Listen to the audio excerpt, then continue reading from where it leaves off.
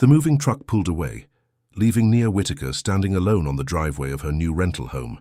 She pushed a loose strand of hair back under her yellow scarf and took a deep breath. This was it, her fresh start. Well, this is definitely not Atlanta, she said to herself, looking around at the quiet, tree-lined street. The neighborhood was beautiful, too beautiful for what she should be able to afford on a social worker's salary. But the owner had offered her such a strange discount when she'd called about the listing. The right tenant matters more than the money, he'd said. It seemed too good to be true, but after everything she'd been through, Nia decided to take the chance. She turned and looked at the modest two-bedroom cottage. It was small compared to the other homes on the street, but it was charming with its blue shutters and white porch.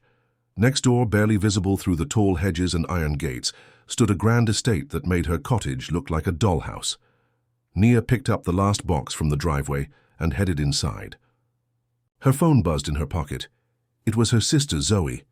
"Hey, Z," Nia answered, setting the box down on the kitchen counter. "Did you make it? How's the house? Send me pictures." Zoe's voice was full of excitement. "I just finished unloading. It's perfect, just like in the photos." Nia moved to the window, peering out at the garden. "The rent is still unbelievable, though. I keep waiting for someone to jump out and tell me there's been a mistake." "Stop worrying. You deserve a break, Nia. After everything with Aunt Jessie and that loser Derek—" "I don't want to talk about Derek," Nia cut her off. Even hearing his name made her stomach tighten.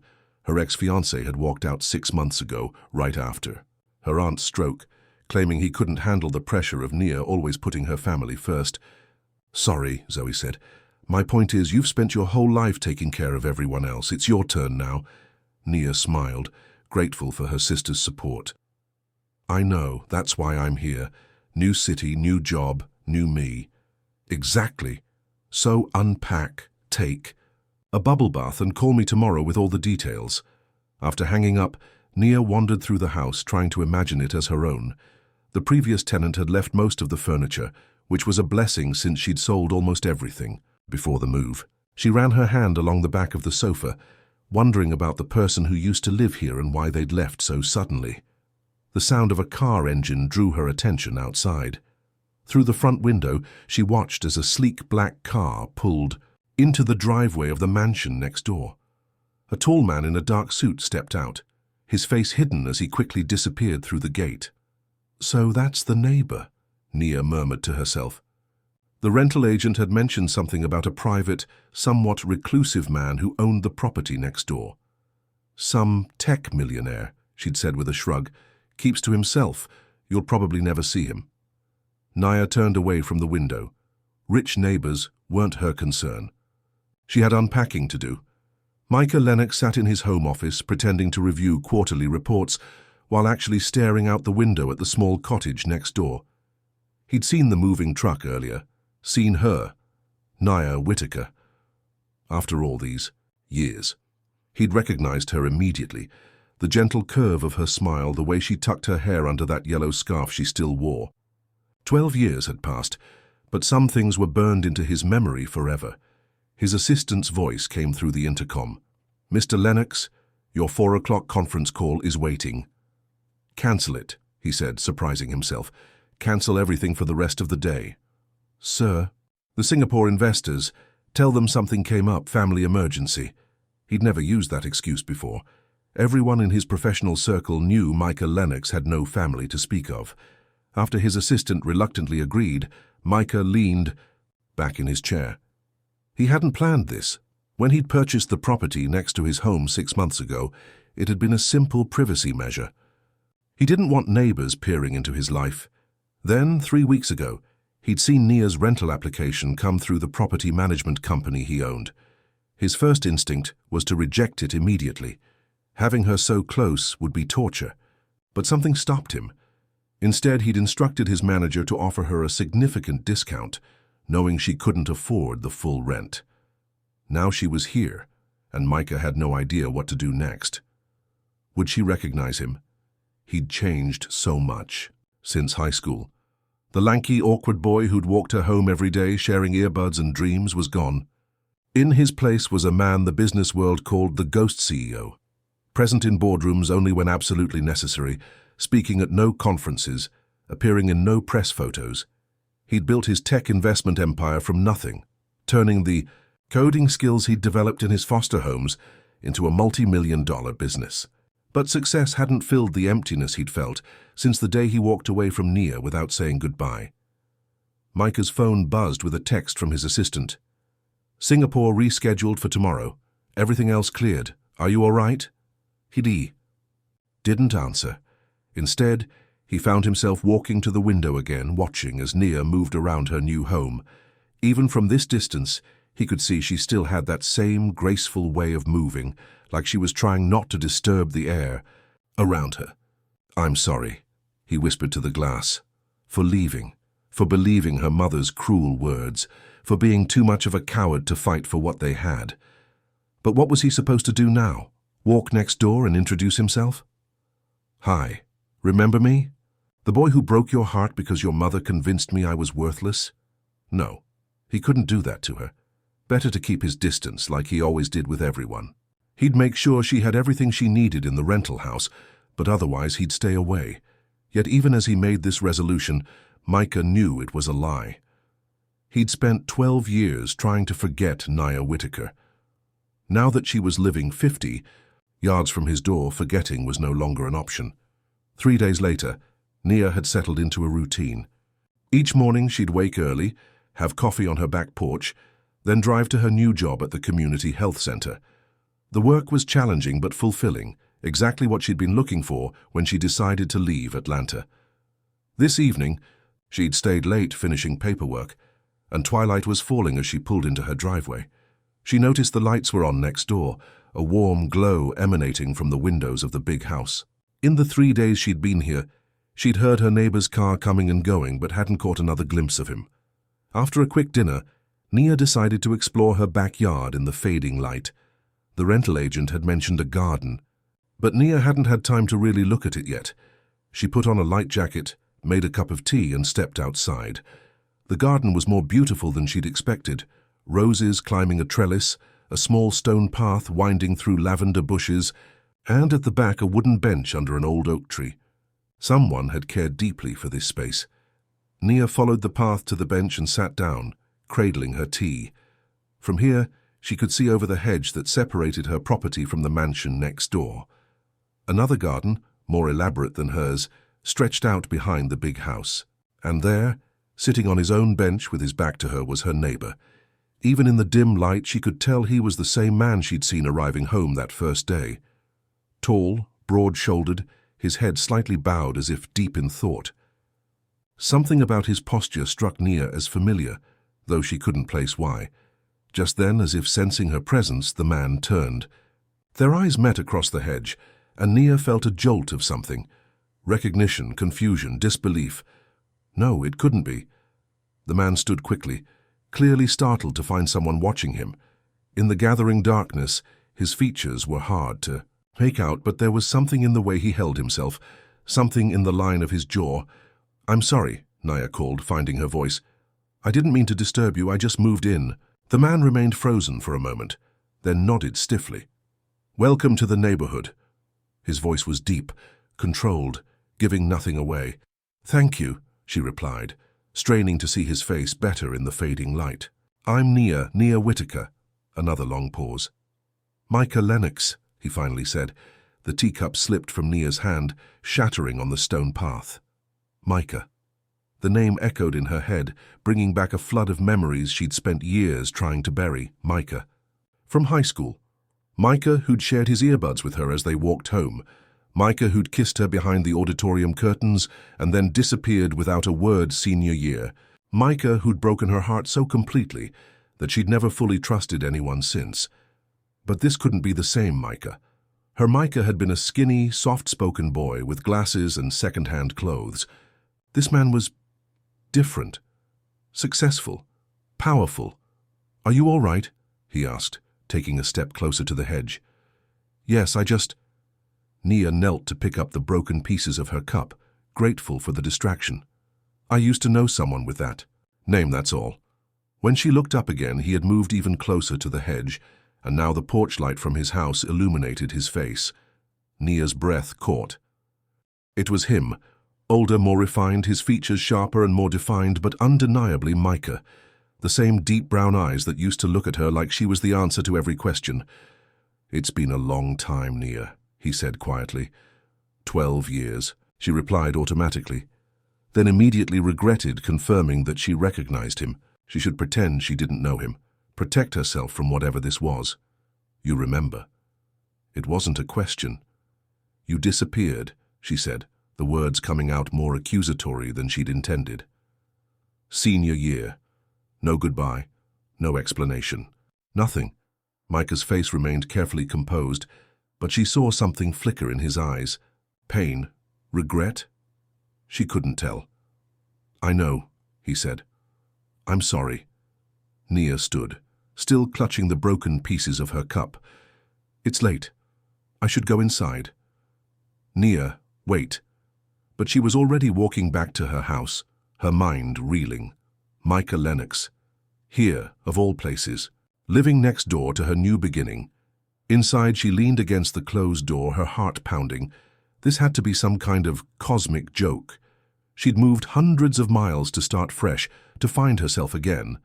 And instead, she'd found him, the first boy she'd ever loved, the first person who'd ever made her feel truly seen, and the one who'd taught her that people leave without warning. Her phone rang, startling her. It was Zoe again. "Hey sis, just checking in. How's the new place?" Nia opened her mouth to tell Zoe everything, then stopped herself. "It's good. Everything's good." "You don't sound good." "What's wrong?" "Nothing," Nia lied, moving to the window to make sure her curtains were closed. "Just tired from work." After promising to call over the weekend with more details, Nia hung up and sank onto the sofa. What were the chances? Of all the cities, all the neighborhoods, all the houses, how had she ended up next door to Micah Lennox? Then a thought struck.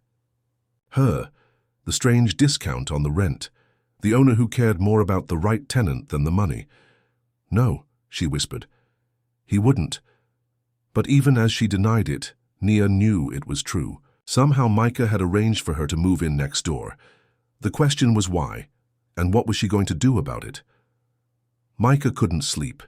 He paced his bedroom, replaying the encounter with Nia over and over. He'd been so careful, staying out of sight for days, and then one moment of weakness, needing the peace of his garden, had ruined everything. She'd recognized him. Despite the years, despite how much he'd changed, she'd known who he was. And the look on her face, hurt, confusion, anger, all justified. He sat on the edge of his bed, head in his hands. This wasn't how he'd planned it. He'd thought he'd have more time, could approach her carefully, maybe even find a way to explain why he'd left. His phone lit up with an email from his property manager. "Mr. Lennox, just confirming that the rent payment from Ms. Whitaker has been processed as instructed. Should we continue with the arrangement as discussed?" Micah stared at the message. The arrangement was that Nia would pay only a third of the actual rent, with his company covering the rest. It had seemed like the right thing to do, a small way to make her life easier without her knowing it came from him. Now it felt manipulative. "Everything did," he typed back, "continue as planned, and send someone to fix anything she needs immediately, no questions asked." After sending the email, Micah walked to the window that overlooked Nia's cottage. Her single light was still on. Was she thinking about him too? Remembering how they used to be, they'd met in sophomore year English class. Micah, the scholarship kid from the wrong side of town, always hiding in the back row. Nia, smart and kind, with a quiet confidence that drew him to her like gravity. One day she'd forgotten her book. Without a word, he'd moved his desk next to hers, sharing his copy. After class, she'd walked with him to his locker, talking about the assignment. And somehow that simple interaction had turned into walking home together every day, sharing. His earbuds, one for her and one for him. For 2 years they'd been inseparable. Friends, then more than friends. Micah had never felt so understood, so accepted. When they kissed for the first time behind the auditorium curtains, after she'd helped him rehearse for the school play, he'd thought his heart might burst from happiness. Then came that day in senior year. Naya had been accepted to Howard University with a partial scholarship. Micah had been accepted too, but without financial aid. He'd been at her house celebrating her news when her mother asked to speak with him privately. "You need to let her go," Mrs. Whitaker had said, her voice kind, but firm. "Nia has a bright future ahead of her. You'll only hold her back." "I love her," he'd argued, though his voice had trembled. "Love isn't enough, Micah. You have nothing to offer her. No money, no family connections, nothing. If you really care about her, you'll walk away now, before you become the reason she doesn't reach her potential." The words had cut deep, because they'd echoed his own fears. What did he have to offer someone like Nia? He was a foster kid with no money and no real family. Mrs. Whitaker was right. Nia deserved better, so he'd left. Transferred to a different school for the last 2 months of senior year. Changed his phone number. Disappeared completely from her life. It had been the hardest thing he'd ever done, and now here they were, 12 years later. Nia, still beautiful, still with that same yellow scarf. And him, a different person on the outside, but still carrying the same guilt and regret. The light in Nia's cottage went out, leaving Micah staring at darkness. He should leave her alone. He should sell the cottage, make sure she found an even better place to live and stay out of her life for good. But he knew he wouldn't. Because despite everything, despite the years and the pain and the distance, seeing her again had awakened something he thought was long dead. Hope. Morning came too quickly. Nia had barely slept, her mind racing with questions about Micah and why he was here, why she was here, what it all meant. It was Saturday, and she had planned to spend the day unpacking the rest of her things. But now the thought of staying so close to Micah's house made her uncomfortable. She needed space to think. After a quick shower and breakfast, she grabbed her purse and headed to her car. As she stepped outside, she saw him, Micah, standing by his mailbox at the end of his driveway. Their eyes met, and for a moment neither moved. In the clear morning light, Nia could see all the ways he'd changed. The lanky boy was now a broad-shouldered man. His once shaggy hair was cut short and neat. The glasses were gone, probably replaced by contacts. He wore casual but expensive-looking clothes that fit him perfectly, but his eyes were the same, those deep brown eyes that had once looked at her with such tenderness. "Good morning," he called, his voice careful, neutral. Nia hesitated, then walked to the end of her own driveway. There was no point in avoiding him if they were going to be neighbors. "Did you arrange for me to rent this house?" she asked directly. Crossing her arms, Micah didn't try to deny it. "Yes." "Why?" He seemed to consider his words carefully. "When I saw your application come through my property management company, I don't know. I couldn't just ignore it." "So, you manipulated me into moving next door to you? Do you know how strange that is, Micah?" He flinched at her tone. "It wasn't like that. I just made sure you got the house if you wanted it, at a price you could afford." "And you didn't think to mention that you owned it? That you lived next door? That we had a history? I was going to tell you, I just needed to find the right moment." Nia laughed without humor. "The right moment. 12 years wasn't enough time to find the right moment to explain why you disappeared from my life." Micah's composed exterior cracked slightly. "Nia, No," she cut him off. "I don't want to hear it, not now." She turned toward her car. "Where are you going?" he asked. "Out. Away. I need to think." She unlocked her car door. "Will you come back?" The question made her pause. There was vulnerability in his voice that reminded her of the boy she used to know. "It's my home now," she said finally. "Of course I'm coming back." She got in her car and drove away, watching Micah grow smaller in her rearview mirror. Part of her wanted to keep driving, to find another place to live, far away from him and the memories he brought back. But the stronger part, the part that had brought her to this city in the first place, refused to run away. Nia had spent too many years putting other people first, changing her plans to accommodate everyone else. She'd chosen this house, this job, this new beginning.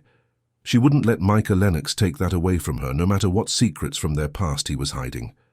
Micah watched Nia's car disappear around the corner, his chest tight with regret.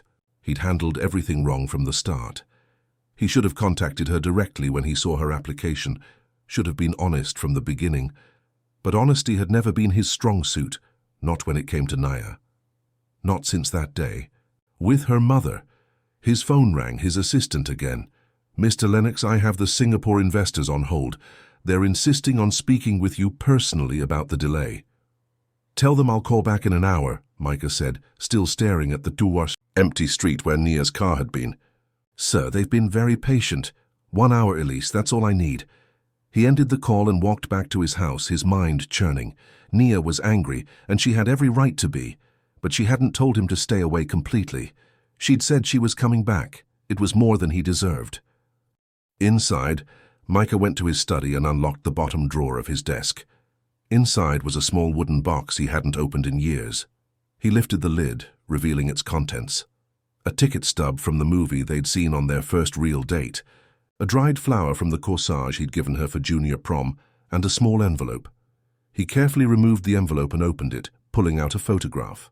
It showed the two of them at 17, standing in front of Nia's house. His arm was around her shoulders, and they were both laughing at something out of frame.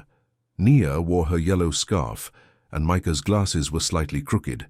They looked so young, so happy, so unaware of what was coming. Micah traced Nia's face in the photo with his finger. He'd carried this picture with him through college, through the early days of his company, through every success and failure. A reminder of what he'd lost, of the price he'd paid for believing he wasn't good enough.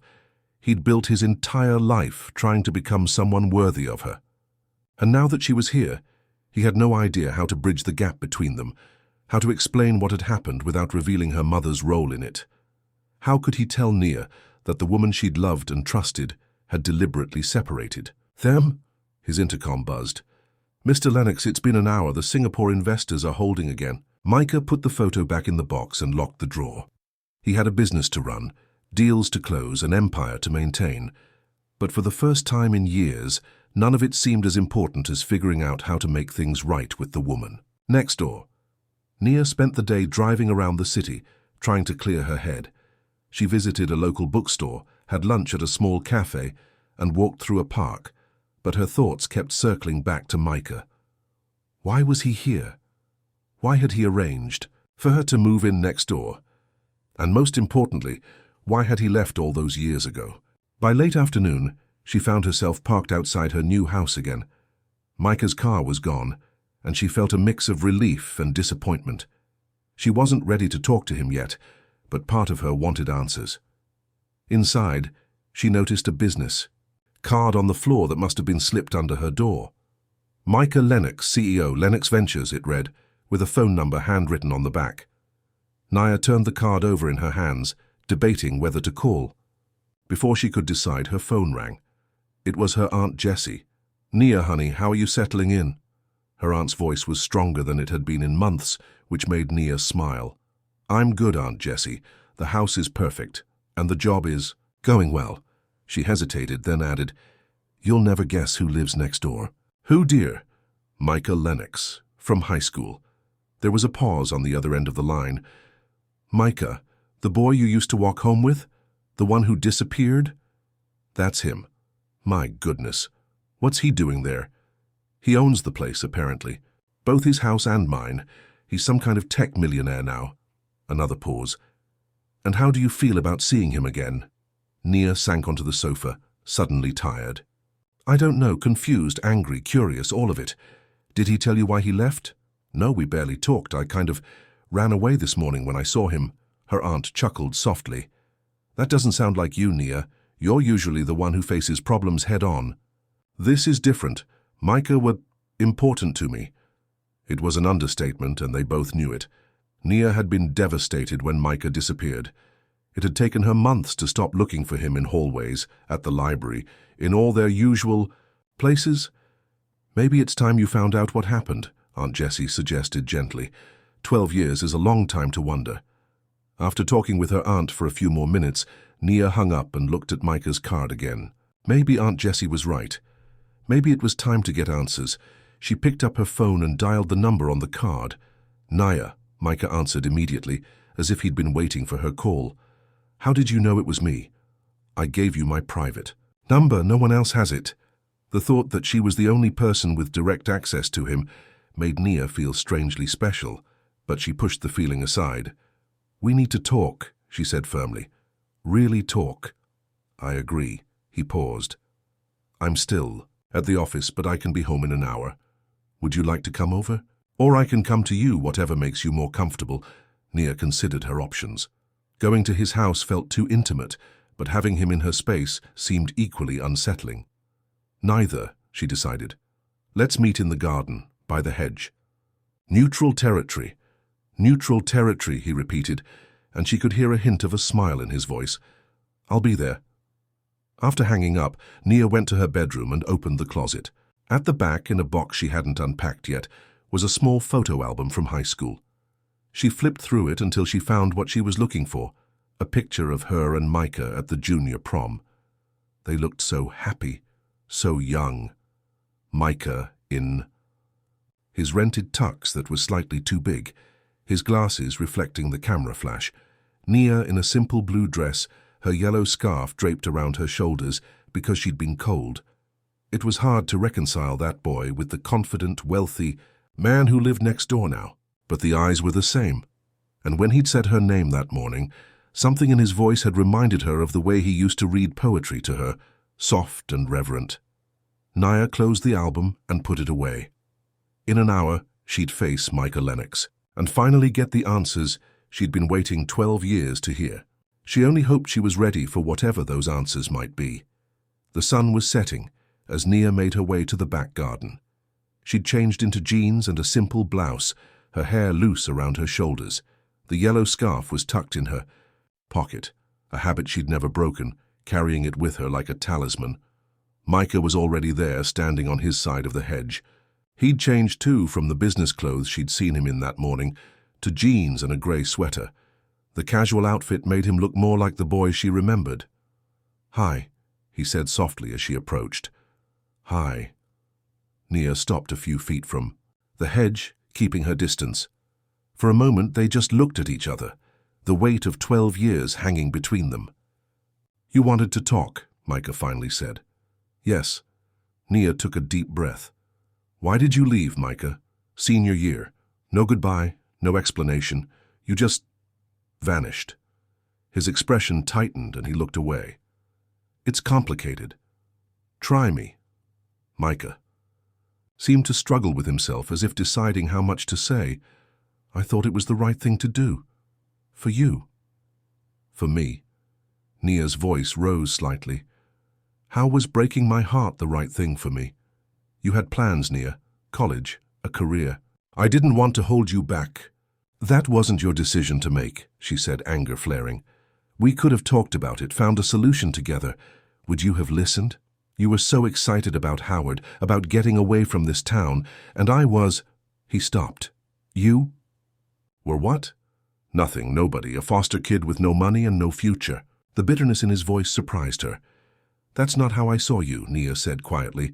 "Maybe not, but it was how everyone else did." Nia stepped closer to the hedge, studying his face. "There's more to this story, isn't there?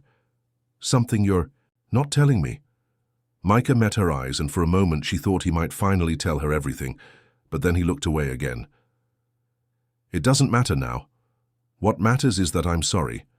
I've been sorry every day for 12 years. "It matters to me," Nia insisted. "I deserve the whole truth, Micah." "You do," he agreed.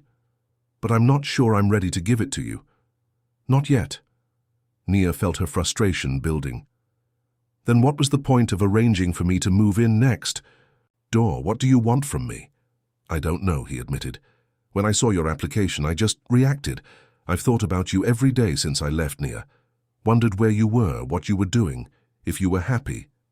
And suddenly there was your name on a rental application for a property I owned. It felt like fate." "Fate," Nia repeated skeptically. "So you manipulated the situation instead of just reaching out like a normal person?" A hint of a smile touched his lips. "I've never been normal. You used to like that about me." The reminder of their past softened her slightly. "I liked a lot of things about you, including your honesty." Micah's smile faded. I want to be honest with you now. I do. But some truths are harder than others. Try me, she said again, more gently this time. He looked at her for a long moment, then sighed. Not tonight, please. Can we just talk? About what you've been doing all these years. I want to know everything. Nia considered refusing, insisting on answers. But something in his expression, a vulnerability she remembered from long ago, made her relent. Fine, we'll talk. But this conversation isn't over, Micah.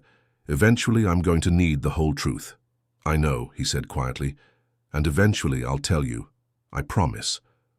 As the twilight deepened around them, Nia and Micah began to talk, carefully at first, then with growing ease.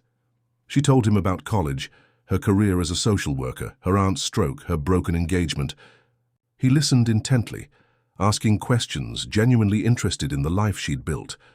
In turn, he shared pieces of his own journey, teaching himself to code in his foster homes, developing an app in college that caught the attention of investors, building his company from the ground up.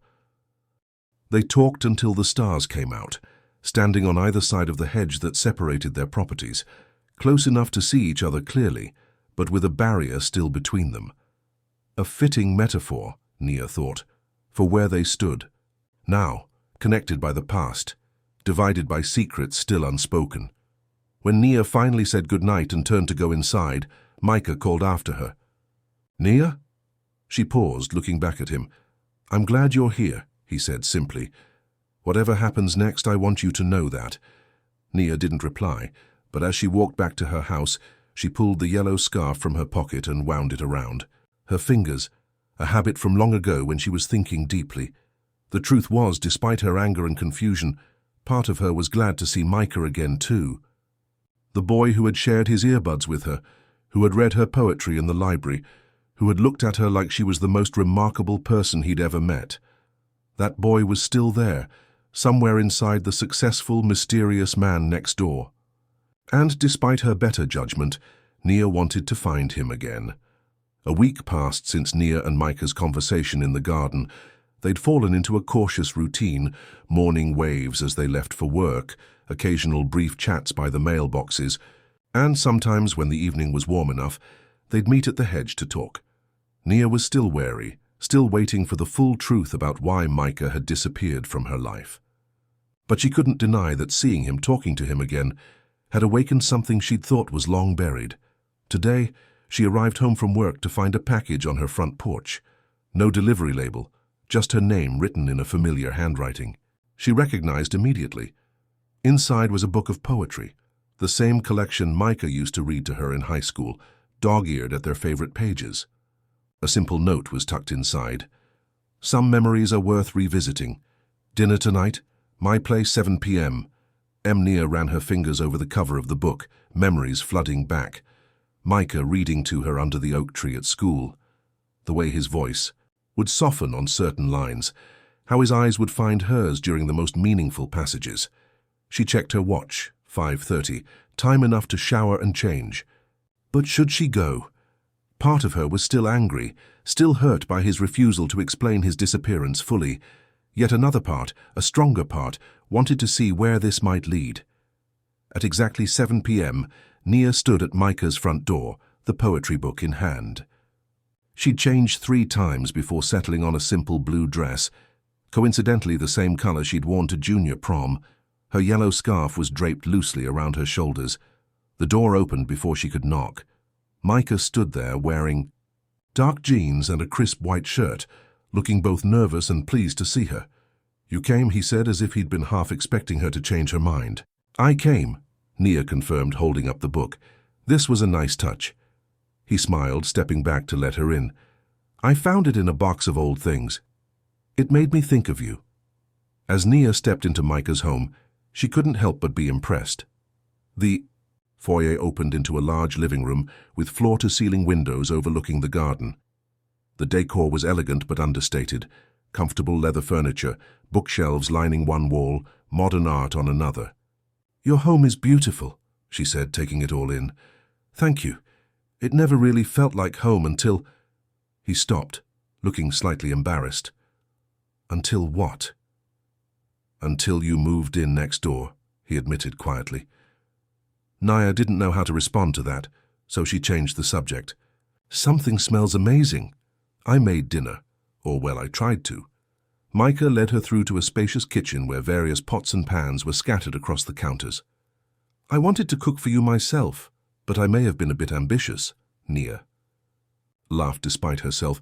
You never could cook.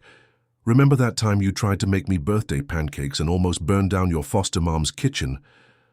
I was hoping you'd forgotten that, Micah grinned, the tension between them easing slightly.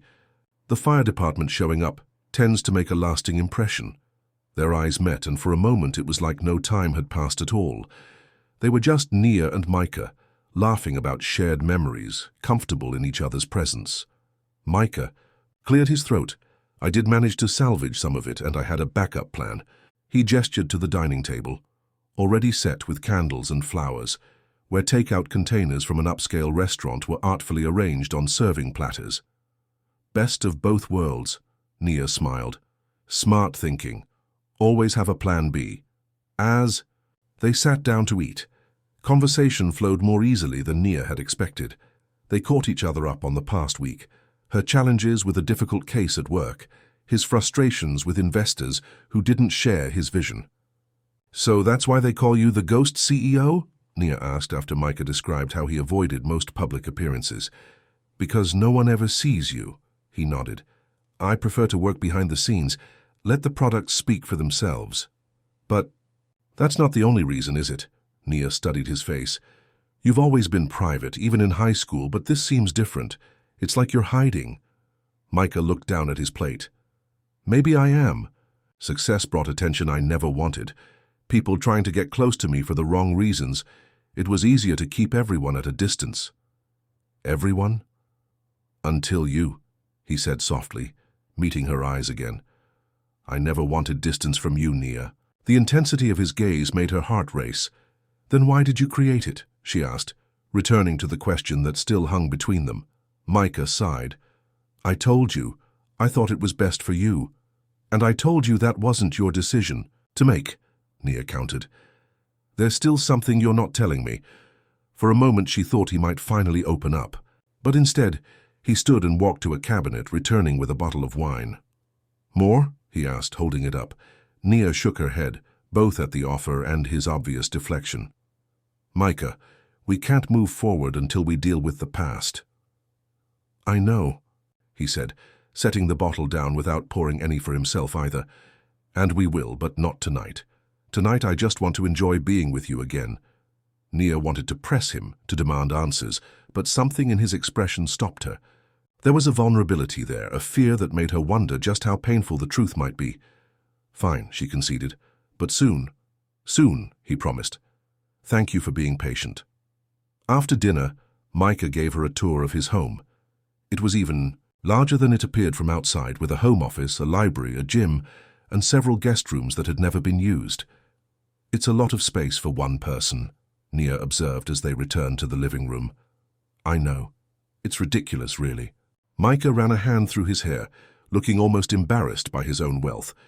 When I bought it, I told myself it was an investment, but honestly, I think I was trying to prove something. To who? He hesitated. To myself. Maybe to the world, that I wasn't that poor foster kid anymore. Nia touched his arm gently. You never needed to prove anything to me, Micah. I always saw you for who you really were. Their eyes met, and Micah took a step closer. For a moment, Nia thought he might kiss her, and despite all the unresolved questions between them, she realized she wanted him to, but instead he moved to the bookshelves and pulled out a photo album. I have something to show you. They sat side by side on the sofa as Micah opened the album. Inside were newspaper clippings, photographs, and printed articles, all about Nia. What is this? She asked, stunned. I've kept track of you, Micah admitted. Not in a stalker way, I promise, just public things. Your graduation announcement in the local paper. An article about that community outreach program you started in Atlanta. Your name in the charity auction donor list. Nia flipped through the pages, amazed. There she was, receiving an award for her work with at-risk youth. There was a mention of her in a professional journal. A photo from a fundraising event 3 years ago. All this time you were watching from a distance? Micah nodded. I wanted to know you were okay, that you were happy. Why didn't you reach out? I didn't think I had the right. He closed the album gently. Not after how I left. Nia studied his face, trying to understand. What changed? Why now? Seeing your rental application felt like a sign. Like maybe the universe was giving me a second chance I didn't deserve. He smiled faintly. Or maybe I just finally found the courage to face you. Nia wanted to be angry about the album, about him keeping tabs on her all these years without her knowledge. But instead she felt oddly touched. He hadn't forgotten her, hadn't moved on as completely as she'd assumed. I kept track of you too, she admitted, though not as thoroughly. I Googled you when your company started making headlines, read about your success. What did you think when you saw I'd done well for myself? I was proud of you, Nia said honestly. Not surprised though. You were always the smartest person I knew. Micah smiled genuinely this time. Second smartest. You beat me in every class except computer science. Only because I couldn't understand a word of it. You tried to explain coding to me once, remember? I think my eyes glazed over after about 5 minutes. They both laughed, the tension between them easing again. This was how it had always been. With them. Easy conversation, shared laughter, a connection that felt both comfortable and exciting. As the evening went on, they reminisced about high school. Favorite teachers, dreaded classes, the time they'd snuck onto the roof to watch a meteor shower, carefully avoiding any mention of his disappearance or their painful separation. When Nia finally looked at her watch, she was surprised to see it was nearly midnight. I should go, she said reluctantly. Early day tomorrow. Micah walked her to the door. Thank you for coming tonight. It meant a lot to me. I'm glad I came, Nia said, realizing it was true. Despite the unanswered questions still hanging between, them being with Micah again felt right in a way few things had in recent years. At the door he hesitated, then leaned in slowly, giving her time to pull away if she wanted to. But Nia didn't move, and his lips brushed her cheek, soft and warm. Good night, Nia, he whispered. Good night, Micah. Walking back to her cottage, Nia touched her cheek where he'd kissed her. She was treading dangerous ground, letting herself get close to him again without knowing the full truth. But she couldn't deny the pull between them was as strong as ever, and maybe, just maybe, she was finally ready to hear whatever secret he was keeping. The next morning, Nia was making coffee when her phone rang. It was Zoe. I've been texting you. Whole week, her sister exclaimed without preamble. What's going on with you and Ghost CEO neighbor boy, Spill? Nia laughed, carrying her coffee to the porch so she could sit outside. Good morning to you too, Z. Skip the pleasantries. I want details. Have you talked to him again? Did he explain why he disappeared in high school? Yes and no, Nia sighed. We've been talking, but he's still holding back about why he left. And you're okay with that? The Nia I know would demand answers. I have been demanding. He's just not ready to tell me everything. Zoe made a skeptical noise. Sounds fishy. What's he hiding? Maybe he was secretly married or in witness protection or something. I don't think it's anything that dramatic, Nia said, though she wasn't entirely sure. It feels personal, important. Well, be careful. Men with secrets are trouble, even hot millionaire ones. Nia was about to respond when she noticed Micah in his driveway, loading something into his car. He looked up and saw her, raising a hand in greeting. I'll call you later, Z, Nia said quickly. Something just came up. Is it him? It's him, isn't it? Don't hang up. But Nia had already ended the call and was walking toward the driveway, coffee mug still in hand. Morning, she called to Micah. Good morning. He smiled, looking more relaxed than she'd seen him yet. Sleep well. I did, Nia admitted. You?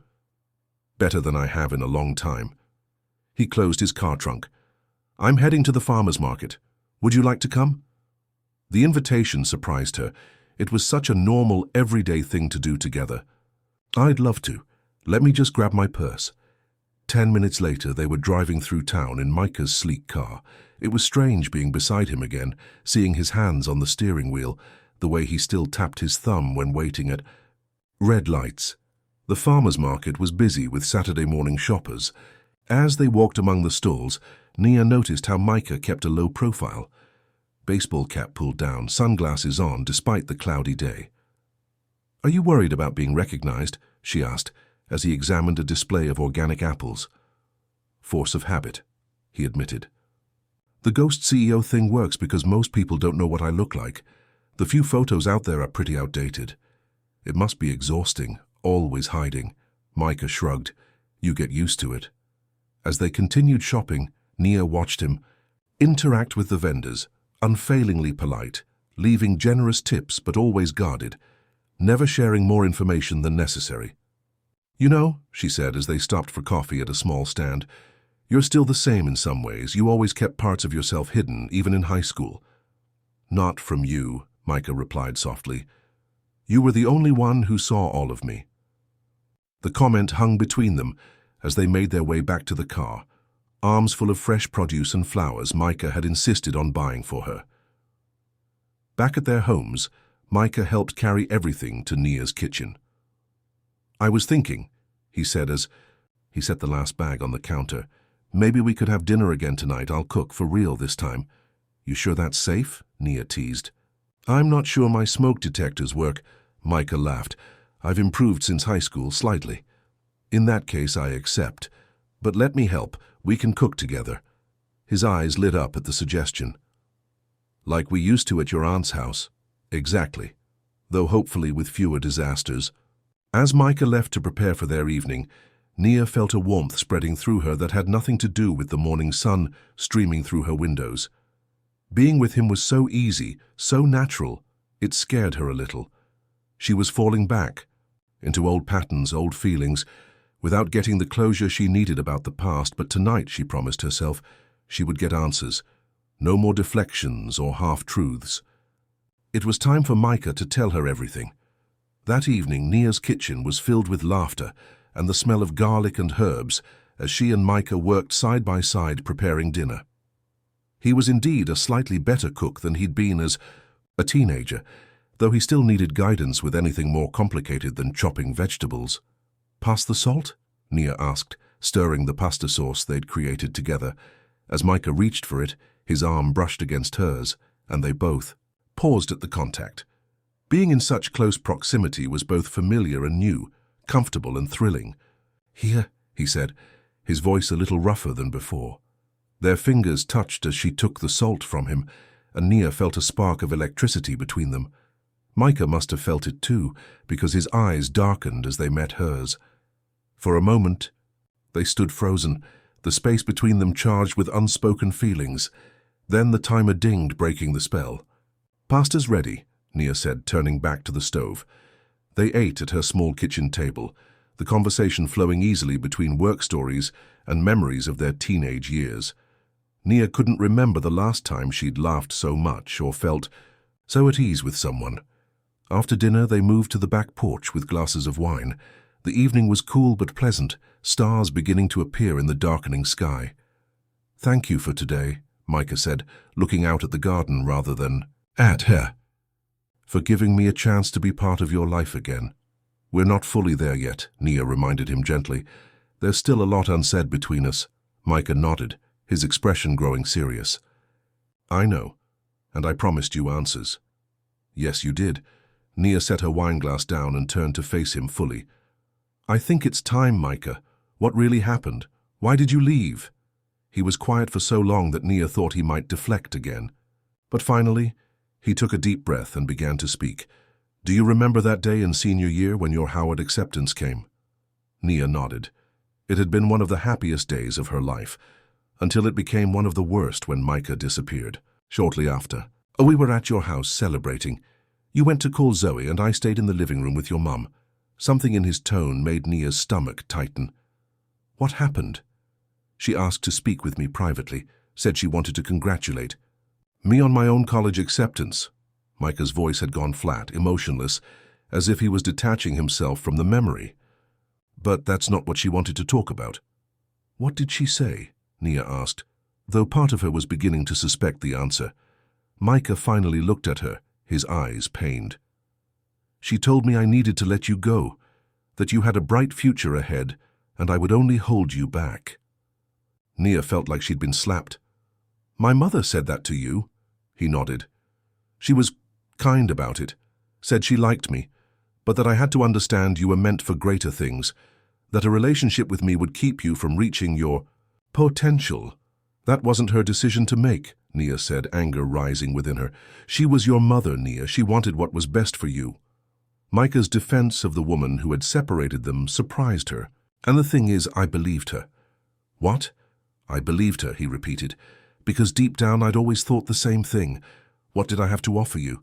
I was a foster kid with no money, no family connections, nothing. You were brilliant, beautiful, with a supportive family and a bright future. I was lucky you even looked at me. That's not true, Nia protested. That was never true. It felt true then, Micah said quietly. Your mother just confirmed what I'd always feared, that I wasn't good enough for you. Nia stood up abruptly, too agitated to remain seated. So you just left? Without talking to me, without giving me any say in the matter? I thought I was doing the right thing, Micah said, standing as well. I transferred schools, changed my phone number, cut all ties. It was the hardest thing I've ever done, Nia, but I believed it was what you needed. What I needed. Nia's voice rose with emotion. What I needed was you, Micah. Do you have any idea what it did to me when you disappeared? I thought something terrible had happened to you. I called hospitals, police stations. I waited for you, every day at our spot, hoping you'd show up with some explanation. Micah's face crumpled with guilt. I'm sorry, I didn't know. How could you know? You were gone. Tears were flowing freely down Nia's cheeks now. And all because my mother decided, and you agreed, that I couldn't make my own choices about who to love. The word love hung in the air between them. Micah took a step toward her, but Nia held up a hand to stop him. Don't, she said. I need to process this. Nia, please. My mother. Nia shook her head, still struggling to believe. To all these years I never knew. She watched me grieve for you and she never said a word. She thought she was protecting you, Micah said again. Stop defending her, Nia snapped. What she did was wrong. What you did was wrong too. You both decided what was best for me without ever asking what I wanted. Micah fell silent, unable to argue with that truth. Nia wiped her tears with the back of her hand. I think you should go. Nia. Please, Micah. I need time to think. He looked like he wanted to say more, to stay and fight for her, but instead, he nodded and moved toward the door. I understand, but Nia, there's something else you should know. She looked at him, waiting. Everything I've done since that day, building my company, making money, all of it, was to become someone worthy of you. I never stopped loving you, not for a single day. With that, he left, closing the door softly behind him. Nia sank onto the sofa, her mind reeling. Her mother, the woman she'd trusted most in the world, had deliberately separated her from Micah, had watched her daughter's heart break and said nothing, all because she thought she knew what was best, and Micah had let it happen, had believed. He wasn't good enough, despite everything Nia had ever said or done to show him how much he meant to her. The betrayal cut deep from both sides, and yet, he'd never stopped loving her. Had built his entire life trying to become someone worthy of her, as if he hadn't already been worthy from the start. Nia pulled out her phone, wanting to call Zoe, to tell someone what she'd learned. But instead, she found herself opening her browser and typing Micah Lennox into the search bar. Hundreds of results appeared. Business articles, tech industry profiles, financial reports. She clicked on one from Forbes. The Ghost CEO, How Micah Lennox Built a Tech Empire from Nothing. The article painted a picture of a brilliant but intensely private businessman who had risen from poverty to create one of the most innovative tech investment firms in the country. It mentioned his foster care background, his scholarship to MIT after transferring schools his senior year of high school, his first app developed in a dorm room. But what caught Nia's eye was a quote from Micah about his motivation. Success was never the goal. I had something to prove to myself and to someone who once mattered a great deal to me, that someone was her.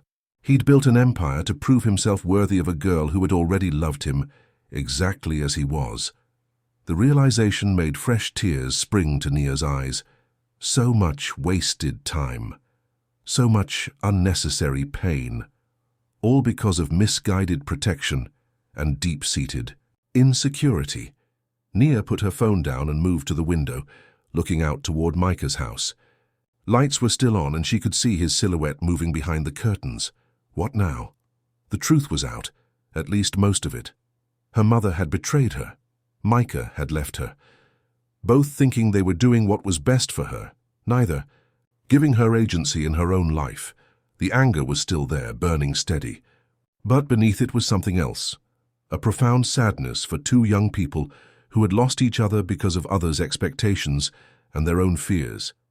And deeper still was the undeniable fact that despite everything, despite 12 years and all the pain between them, she still felt something for Micah Lennox, something that had never quite died even when she thought he had.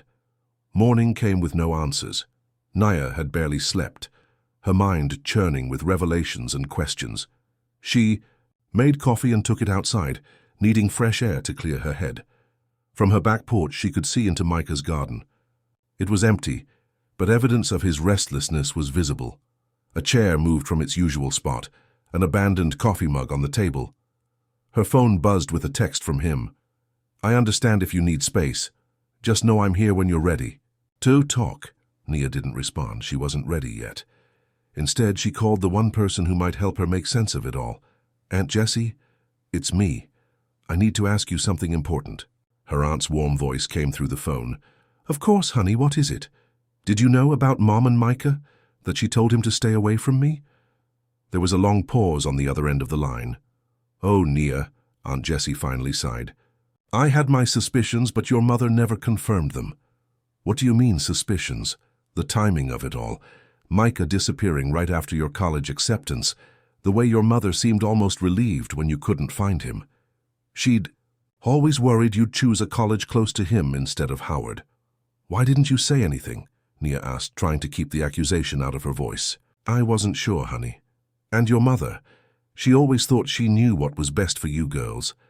After your father left, she was determined you'd both have better lives than she did." Nia closed her eyes, memories of her mother flooding back. The long hours she'd worked to support them after their father abandoned the family. The emphasis on education, on independence, the fear behind her eyes whenever Nia or Zoe mentioned wanting to get married young. "She was wrong about Micah," Nia said firmly. "I know that now," Aunt Jessie replied. "Seeing what he's become, how he still cares for you after all this time, your mother couldn't have predicted that." "It wouldn't have mattered if he'd never become successful," Nia insisted. "I loved him for who he was then. I believe you, honey, but your mother was trying to protect you from what she saw as a mistake. The same mistake she made, falling for a man with nothing to offer but promises. The comparison between Micah and Nia's father stung. They couldn't have been more different. Her father had been charming but unreliable, always looking for the easy way out. Micah had been steadfast, hard-working, devoted. What should I do, Aunt Jessie? I'm so angry at both of them." "You have every right to be angry," her aunt said gently. "What they did was wrong, even if the intentions were good. But ask yourself, is holding on to that anger going to make you happy?" Nia didn't have an answer for that.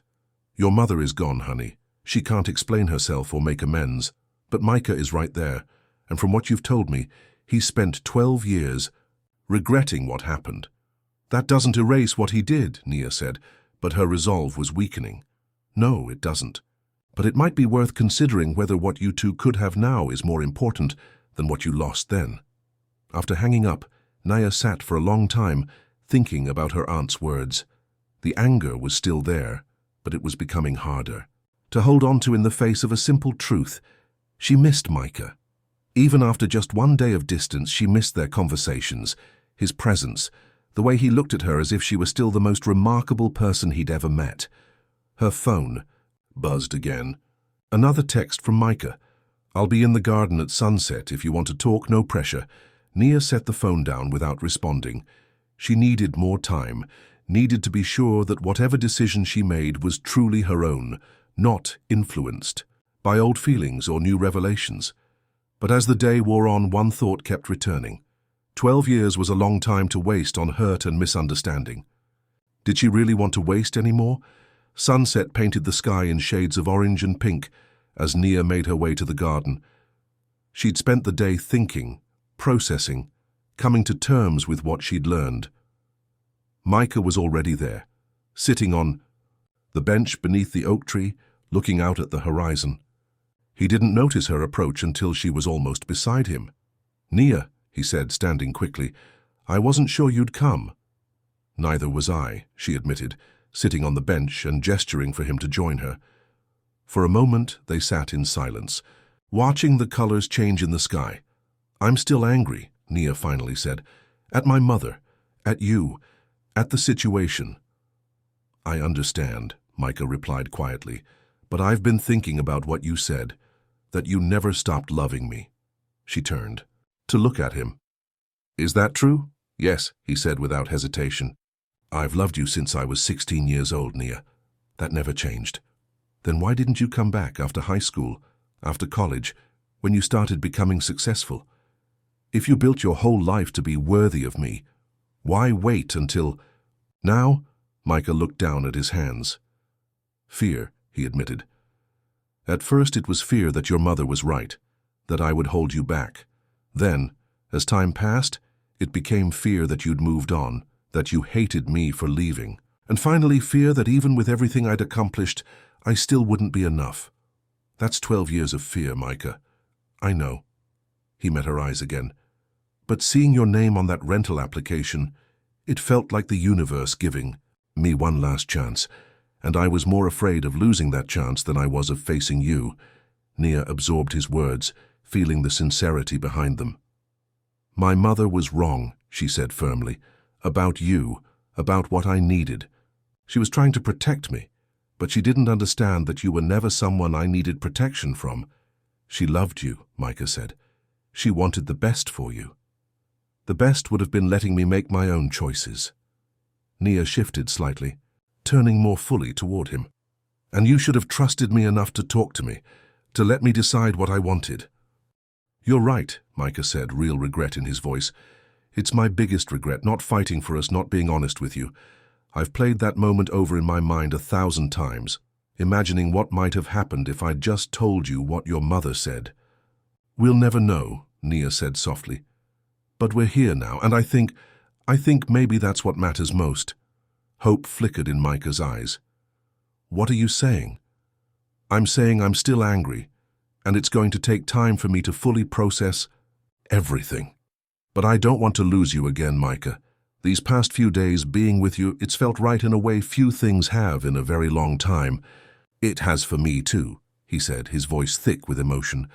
"So maybe we start over," Nia suggested, "not ignoring the past, but not letting it dictate our future either, taking things slowly, getting to know who we are now." Micah nodded, hope growing stronger in his expression. "I'd like that very much." "Me too." Nia reached out tentatively and took his hand.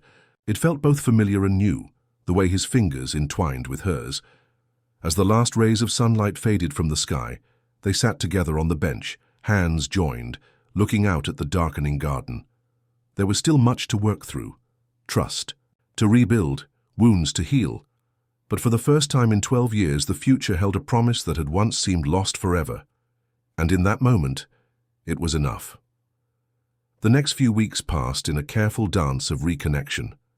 Micah and Nia spent time together almost daily, dinners at each other's homes, walks through the neighborhood, quiet evenings in the garden, talking about everything and nothing. Slowly, the walls between them began to crumble. Nia's anger didn't disappear entirely, but it softened, tempered by understanding and the growing certainty that what they were building now was worth more than dwelling on past hurts. Micah, too, was changing. The guarded private man began to open up, not just to Nia but to the world around him.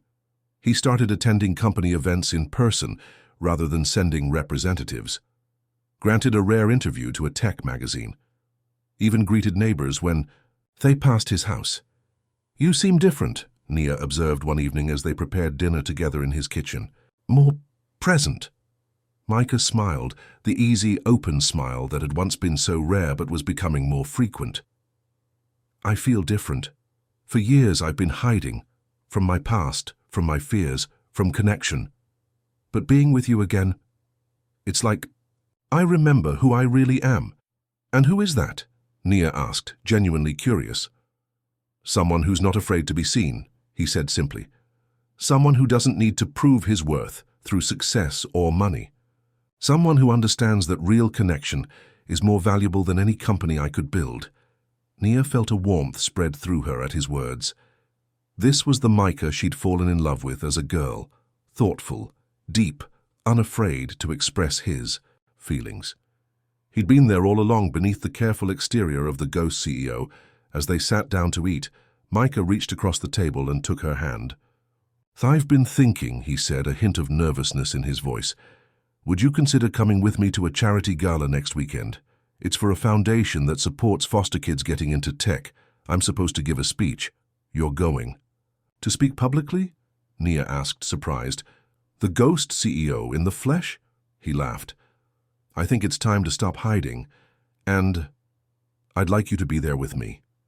The invitation felt significant, a public acknowledgement of whatever was growing between them. "I'd be honored," Nia said, squeezing his hand.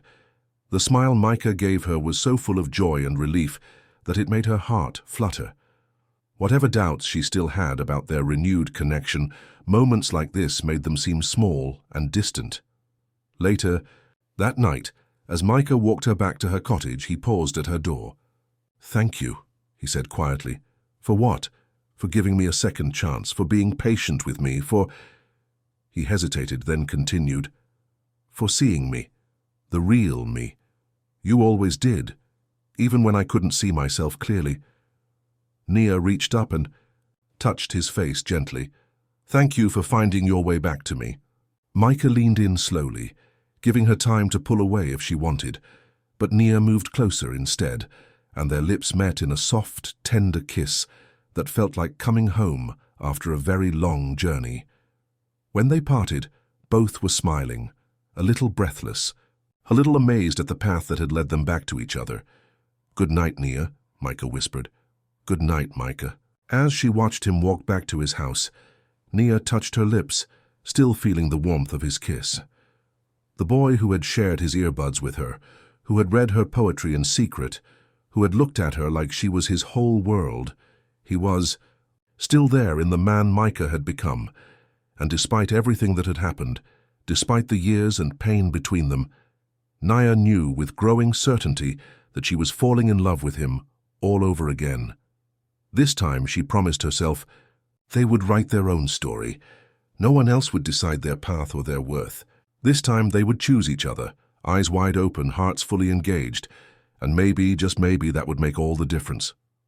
The charity gala was being held at the Grand Hamilton Hotel, the most elegant venue in the city. As Micah's car pulled up to the entrance, Nia felt a flutter of nerves in her stomach. "Ready?" Micah asked, sensing her hesitation. Nia smoothed the front of her deep burgundy gown, a last-minute purchase that had stretched her budget, but felt worth it for the occasion. "I think so. It's just been a while since I've attended something." "To this fancy. You look beautiful," Micah said, his eyes warm as they took in the sight of her. "And everyone there is going to wonder how the Ghost CEO managed to arrive with the most stunning woman in the city. Flattery will get you everywhere." "Lennox," Nia teased, though his compliment eased her anxiety. As they stepped into the grand ballroom, heads turned. Micah Lennox, the famously reclusive tech investor, not only attending in person but with a date on his arm. Whispers followed them as they made their way through the crowd. "Mr. Lennox," a photographer approached. "Could we get a photo for the business section? It's quite the occasion having you here in person." Nia expected Micah to decline, to maintain the privacy he'd guarded so carefully for years. But instead he smiled and nodded, placing his hand gently on the small of her back. "Of course," he said, "but only if you include my date, Nia Whitaker." The photographer looked surprised but delighted. "Absolutely, sir." As the camera flashed, Nia felt a strange mix of emotions. Pride at being publicly acknowledged by Micah, pleasure at the warmth of his hand on her back, but also a lingering uneasiness about being thrust into his world so suddenly. Throughout the evening, Micah introduced her to business associates, tech innovators, and charity directors. Everyone seemed shocked to see him so engaged, so present. Several people made comments about how they barely recognized him, not just because of his rare appearance, but because of the easy smile that rarely left his face. "So you've changed him," a woman in a sleek black dress said to Naya during cocktail hour. She introduced herself as Elise, Micah's executive assistant. "I've worked for Mr. Lennox for 5 years, and I've never seen him like this." "Like what?" Naya asked, curious about how others perceived the change in him. "Happy," Elise said simply. "He's always been brilliant, driven, fair, but never happy. Not until recently." She glanced across the room to where Micah was deep in conversation with a group of young tech entrepreneurs. "Whatever you're doing, please don't stop." Before Naya could respond, the dinner bell rang, signaling guests to take their seats. She found herself at the head table with Micah, who would be speaking after the meal. As they ate, Naya noticed how Micah kept glancing at his speech cards, a rare hint of nervousness from a man who ran multi-million-dollar business deals without breaking a sweat. "Are you okay?" she asked softly, placing her hand over his. "Just a little nervous," he admitted. "I don't do this often." "You'll be amazing," Nia assured him. "Just speak from your heart. That's always been where your real power is." Micah's expression softened and he turned his hand to squeeze hers. "How do you still know exactly what I need to hear?"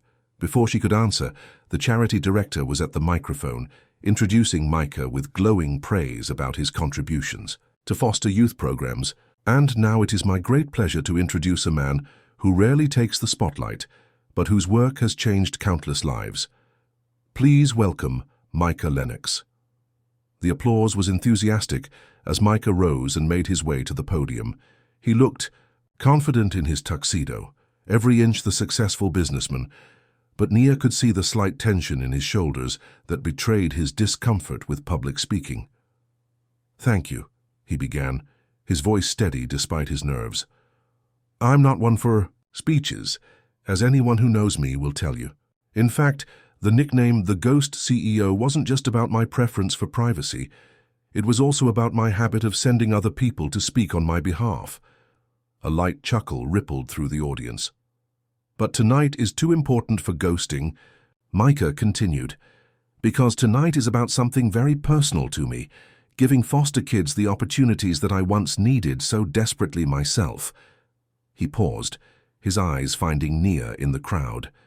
She nodded encouragingly, and something in his posture relaxed.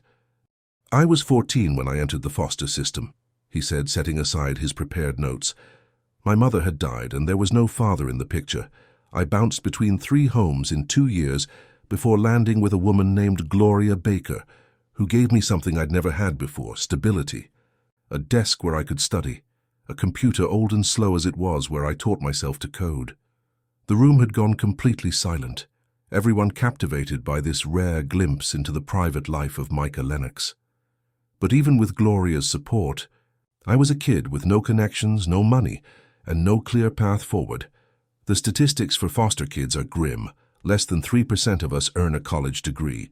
I was lucky enough to be in that small percentage, but luck shouldn't be the determining factor in any child's future. Micah continued, outlining the foundation's work, providing tech education, mentorship, and college scholarships to foster youth. His passion shone through every word, and Nia felt a swell of pride watching him. This was the Micah she'd always known was there, compassionate, articulate, deeply caring. "Success means nothing if we don't use it to open doors for others," he said as he neared the end of his speech. "For years I've contributed to this foundation financially, but remained in the background. That changes tonight. I'm announcing a new initiative, the Lennox Mentorship Program, which will pair foster teens interested in tech with industry professionals for one-on-one guidance." Applause interrupted him, and Micah waited for it to subside before continuing. "I'd also like to thank someone special for reminding me that making a difference means more than writing checks. It means being present, being visible, being honest about your own journey." His eyes found Nia again. Sometimes the people who believe in us before we believe in ourselves are the ones who change our lives the most. I lost sight of that truth once. I won't make that mistake again. The audience rose in a standing ovation as Micah concluded his speech. Nia found herself blinking back tears, moved by his words and the transformation she was witnessing. The boy who had hidden his poetry notebooks from the world had become a man willing to share his story, if it meant helping others like him. Later, as they drove home from the gala, a comfortable silence filled the car. Micah's hand rested on Nia's, his thumb tracing gentle circles on her skin. "Thank you for coming tonight," he said finally. "Having you there meant everything to me." "I'm proud of you," Nia replied. "What you said, what you're doing for those kids. It's incredible, Micah." He glanced at her, his expression vulnerable in a way few people ever got to see. "I meant what I said about you believing in me before I believed in myself. You were the first person who ever made me feel like I mattered, like I had something valuable to offer the world." Nia's heart swelled with emotion. "You always did. I just saw what was already there." When they reached their homes, Micah walked Nia to her door, both of them reluctant for the evening to end. "Would you like to come in for coffee?" Nia asked. Not quite ready to say goodnight, Micah smiled. "I'd like that." Inside, as Nia prepared the coffee, Micah wandered around her living room, looking at the photos she'd finally unpacked and displayed. One caught his eye, a picture of Nia with an older woman, both smiling widely at the camera. "Is this your aunt?" he asked, picking up the frame. Nia glanced over from the kitchen. "Yes, that's Aunt Jessie, taken about a year ago, before her stroke. You were always close to her," Micah remembered. "How is she doing now?" "Better," Nia said, bringing 2 mugs to the coffee table. "The rehab facility has been wonderful. She's regained most of her speech, and she's walking with a cane. She's thinking about moving here, actually, to be closer to me. I'd like to meet her again sometime," Micah said, setting the photo down carefully. "If that's not too strange. I think she'd like that. She always thought you were good for me, you know, even back then." Nia hesitated, then added, "I told her what we learned about my mother." Micah's expression turned serious. "How did she take it?" She wasn't entirely surprised. She said she'd had suspicions but was never certain. Nia sipped her coffee. "She also said something that's been on my mind a lot lately." "What's that?" "That holding on to anger over the past won't make me happy." Nia met his eyes. "She's right. I'm still sad about what happened, about the years we lost, but I'm trying not to let it overshadow what we might have now." Micah moved to sit beside her on the sofa, close enough that their shoulders touched. "And what might we have now, Nia?" The question hung between them, full of possibility and just a hint of fear. They'd been cautiously rebuilding their connection over the past weeks, but neither had put a name to what was growing between them. "I don't know yet," Nia answered honestly, "but I want to find out." Micah's hand found hers, fingers intertwining naturally. "So do I." When he kissed her this time, it wasn't the gentle, tentative kiss of their first reconnection. It was deeper, more certain, carrying the weight of years of separation and the promise of a future neither had dared to imagine until now. Later, as they said goodnight at the door, Micah held her close for a moment longer than necessary. "Sweet dreams, Nia Whitaker," he whispered. The same words he'd always said when dropping her off at home in high school. Nia smiled against his shoulder. "Sweet dreams, Micah Lennox." As she watched him walk back to his house, Nia felt lighter than she had in years. The pain of the past was still there, a dull ache rather than a sharp stab, but it was being steadily overshadowed by the joy of rediscovery, of second chances, of possibilities once thought lost forever. The following Saturday morning, Nia was sorting through her mail when her phone rang. It was Zoe. "So when were you going to tell me that you and Micah Lennox are officially an item?" her sister demanded, without preamble. Nia nearly dropped her coffee mug. "What? How did you—" "You're all over the business section. Ghost CEO goes public with mystery woman. There's a whole article, Nia, with pictures from some fancy charity thing." "Oh," Nia said, suddenly remembering the photographer at the gala. "That was fast." "Oh, yeah. And you didn't think to give your only sister a heads up that you were about to become internet famous?" Nia sighed. I'm not internet famous, Z, and it wasn't planned. Micah just introduced me to some people at an event. Micah Lennox doesn't just do anything, Zoe countered. From what I've read, the man calculates his grocery list like it's a chess move. So going public with you? That's a big deal. Maybe, Nia conceded, though her sister's words made her heart beat a little faster. It was true that Micah didn't do anything without careful consideration.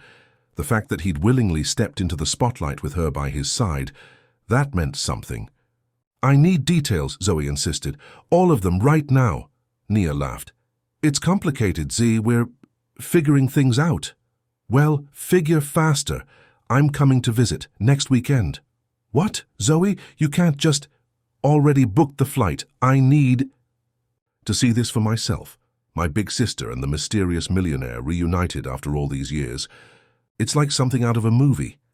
After finishing the call with her very excited sister, Nia walked to her back porch, needing some air. The article Zoe mentioned was concerning, not because she minded being seen with Micah, but because she wasn't prepared for public attention.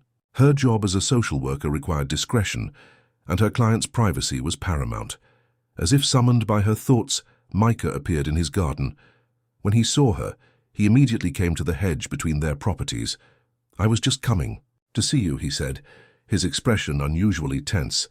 Have you seen the article? No, but my sister just called about it. Is it bad? Micah ran a hand through his hair, a gesture she recognized from when he was stressed. Not bad exactly, but more attention than I anticipated. I'm sorry, Nia, I should have known better than to let them take that photo. It's okay, she assured him, though she wasn't entirely convinced herself. It was bound to happen eventually if we're seeing each other. Are we? Micah asked, a hint of vulnerability breaking through his concern. Seeing each other, I mean, officially. Despite the seriousness of the situation, Nia couldn't help but smile. The powerful businessman suddenly sounded like the uncertain teenager who had nervously asked her to junior prom. I think we are, she said, unless you've changed your mind. The relief on his face was immediate and profound. Not a chance. Good. Then we'll deal with this together. Nia hesitated, then added, by the way, Zoe's coming to visit next weekend. She wants to meet you. Again, I guess. Your sister? Micah looked both surprised and pleased. I'd love to see her. She must be all grown up now. And full of opinions, Nia warned.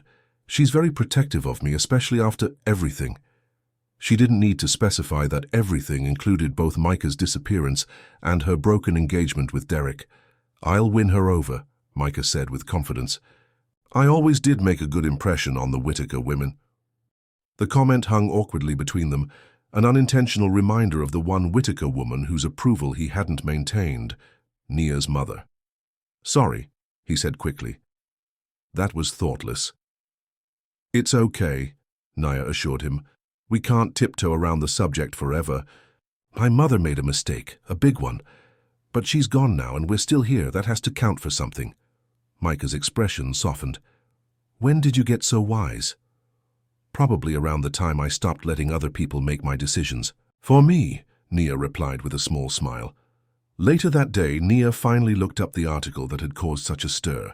It was indeed prominently featured in the business section of several online news outlets. Tech's most elusive bachelor goes public with childhood sweetheart.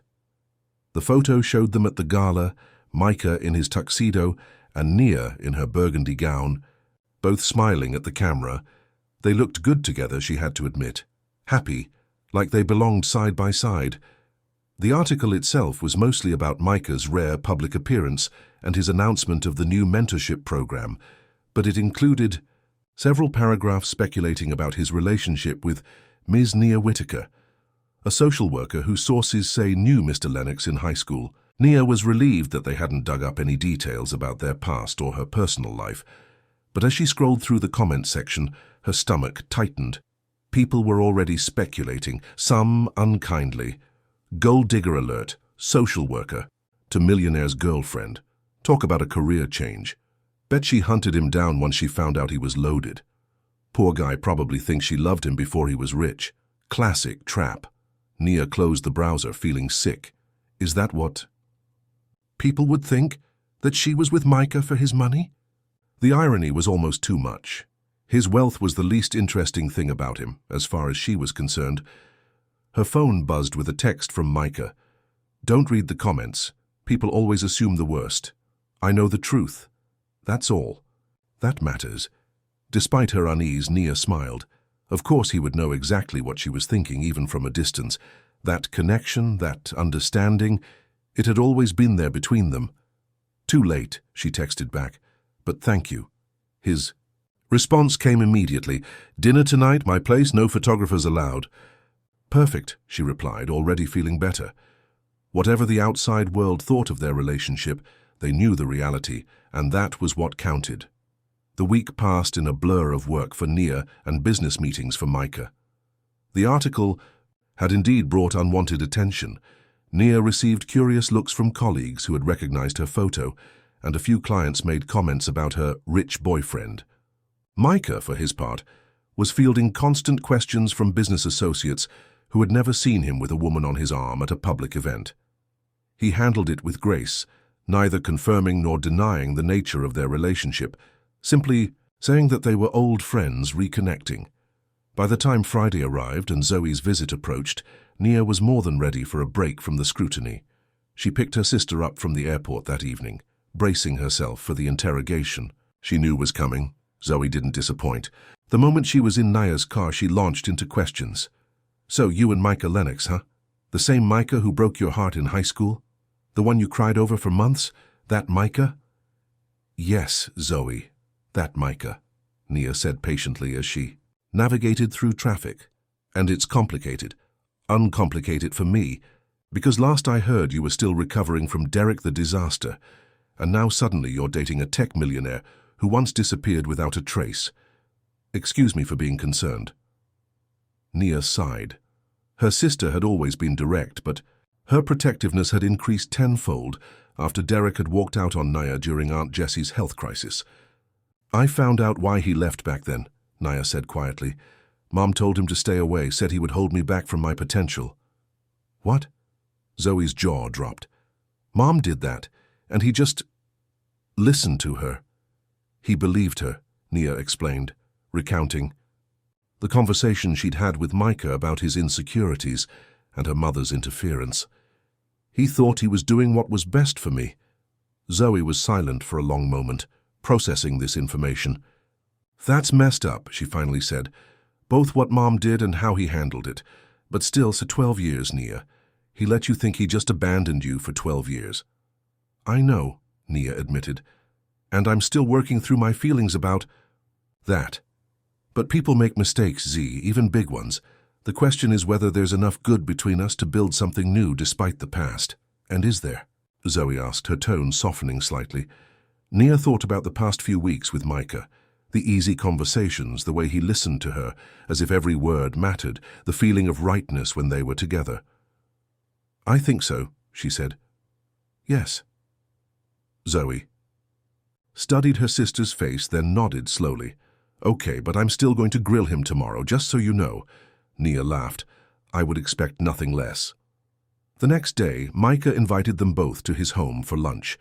He'd gone all out, hiring a caterer, setting up in the garden with fresh flowers on the table, even putting together a playlist of music that Nia recognized as songs they'd shared in high school. Zoe raised an eyebrow at the elaborate setup. "Trying a little hard, isn't he?" she whispered to Nia as they approached. But her skepticism wavered when she saw Micah himself. He stood as they entered the garden, looking both hopeful and nervous. Not at all the confident businessman from the news articles, but rather a man genuinely concerned about making a good impression on his girlfriend's sister. "Zoe," he said, warmly extending his hand. "It's been a long time. You were what, 13 when I last saw you?" 14, she corrected, shaking his hand firmly. "Old enough to remember how much my sister cried when you disappeared." "Zoe," Nia exclaimed, mortified, but Micah didn't flinch at the accusation. "I deserve that," he said seriously, "and probably a lot more. I hurt Nia in a way I'll always regret. I can only hope to spend however much time she gives me trying to make up for it." His sincerity seemed to catch Zoe off guard. She'd clearly Been prepared for defensiveness or charm, not straightforward acknowledgement of his mistake. Well, she said, slightly deflated. Good. As long as we're clear on that. The tension eased somewhat as they sat down to eat. Micah asked Zoe about her life in Atlanta, her job as a graphic designer, her boyfriend of 2 years. He remembered details about her that surprised even Naya, her childhood dream of becoming an artist, her allergy to strawberries, her habit of collecting snow globes from every city she visited. "You have a good memory," Zoe commented, seeming reluctantly impressed. "Naya used to talk about you all the time," Micah explained. "She was so proud of you, even when you were driving her crazy." The comment made both sisters smile, recognizing the truth in it. As lunch progressed, Zoe's pointed questions became less frequent, her posture more relaxed. By dessert, she was laughing at Micah's stories about tech industry disasters and sharing her own tales of difficult clients. After they'd finished eating, Micah excused himself to take a brief business call, leaving the sisters alone in the garden. "Okay, I get it now," Zoe said once he was out of earshot. "Get what?" "Why you're giving him a second chance. He's still completely in love with you." Nia felt a flush rise to her cheeks. "You think so? Are you kidding? It's written all over his face. Every time he looks at you. He's like a man who found water after being lost in the desert for days." Zoe paused, then added more seriously, "I still think what he did was wrong, but I can see he's genuinely sorry, and he clearly wants to make things right." "That means a lot coming from you," Nia said, touched by her sister's assessment. Zoe had always been an excellent judge of character. She'd warned Nia about Derek long before his true colors showed. "Just be careful, okay?" Zoe added. "Not because I think he's going to hurt you intentionally, but because there's a lot of history there. A lot of pain. Make sure you're really healed from it before you dive all the way in." It was sound advice, and Nia appreciated her sister's concern. "I will," she promised. "We're taking things slow. Well, slower than when we were teenagers. At least." Micah returned then, and the conversation shifted to lighter topics. By the time Zoe had to leave for the airport on Sunday evening, she and Micah had reached a comfortable understanding. She still watched him with a protective sister's eye, but the open hostility was gone, replaced by cautious approval. "He'll do," she told Nia, as they hugged goodbye at the departure gate. "But if he ever hurts you again, I'm coming back with a baseball bat." Nia laughed. "I'll let him know." After dropping Zoe off, Nia drove back toward home, feeling lighter than she had in weeks. Her sister's visit had gone better than expected, and having Zoe's tentative blessing for her relationship with Micah meant more than she'd anticipated. As she pulled into her driveway, she noticed a car she didn't recognize parked in front of Micah's house, a sleek, expensive-looking sports car that seemed out of place in their quiet neighborhood. Curious, she went inside and changed into more comfortable clothes before heading to the back garden, wondering if Micah had company. From her porch, she could see him in his garden, engaged in what appeared to be a tense conversation with a woman Nia didn't recognize. Tall, stylishly dressed, with the kind of polished beauty that came from expensive maintenance. Nia couldn't hear what they were saying, but their body language spoke volumes. The woman stood too close to Micah, touching his arm as she spoke. Micah looked uncomfortable, repeatedly stepping back to maintain distance between them. Something cold settled in Nia's stomach. Who was this woman? An ex-girlfriend? A business associate? Something more? Just as she was debating whether to retreat inside or make her presence known, Micah glanced up and saw her. Relief flooded his face, and he immediately gestured for her to join them. Taking a deep breath, Nia crossed her garden to the hedge that separated their properties. As she approached, she could hear the woman speaking in a clipped, irritated tone. "Ridiculous to throw away everything we've built over some high school nostalgia trip, Micah. The board will never—" "Nia," Micah interrupted, his voice warming as he turned toward her. "I'd like you to meet Vanessa Reed, my business partner. Vanessa, this is Nia Whitaker." The woman, Vanessa, turned to assess Nia with cool eyes. "Ah, yes, the social worker. I've heard all about you." Her tone made it clear that whatever she'd heard hadn't impressed her. "Nice to meet you," Nia said, extending her hand despite the other woman's chilly reception. Vanessa briefly shook it, her grip too firm to be friendly. Likewise. Though I must say, your timing is impeccable. Micah and I were just discussing some concerns about his recent change in public profile. Vanessa thinks my appearance at the charity gala was a mistake, Micah explained, his jaw tight with tension. She believes the ghost CEO persona is better for business. It's not just about image, Vanessa argued. It's about focus. Since you met her, she glanced dismissively at Nia, you've been distracted, cancelling meetings, delegating important decisions, turning down valuable opportunities.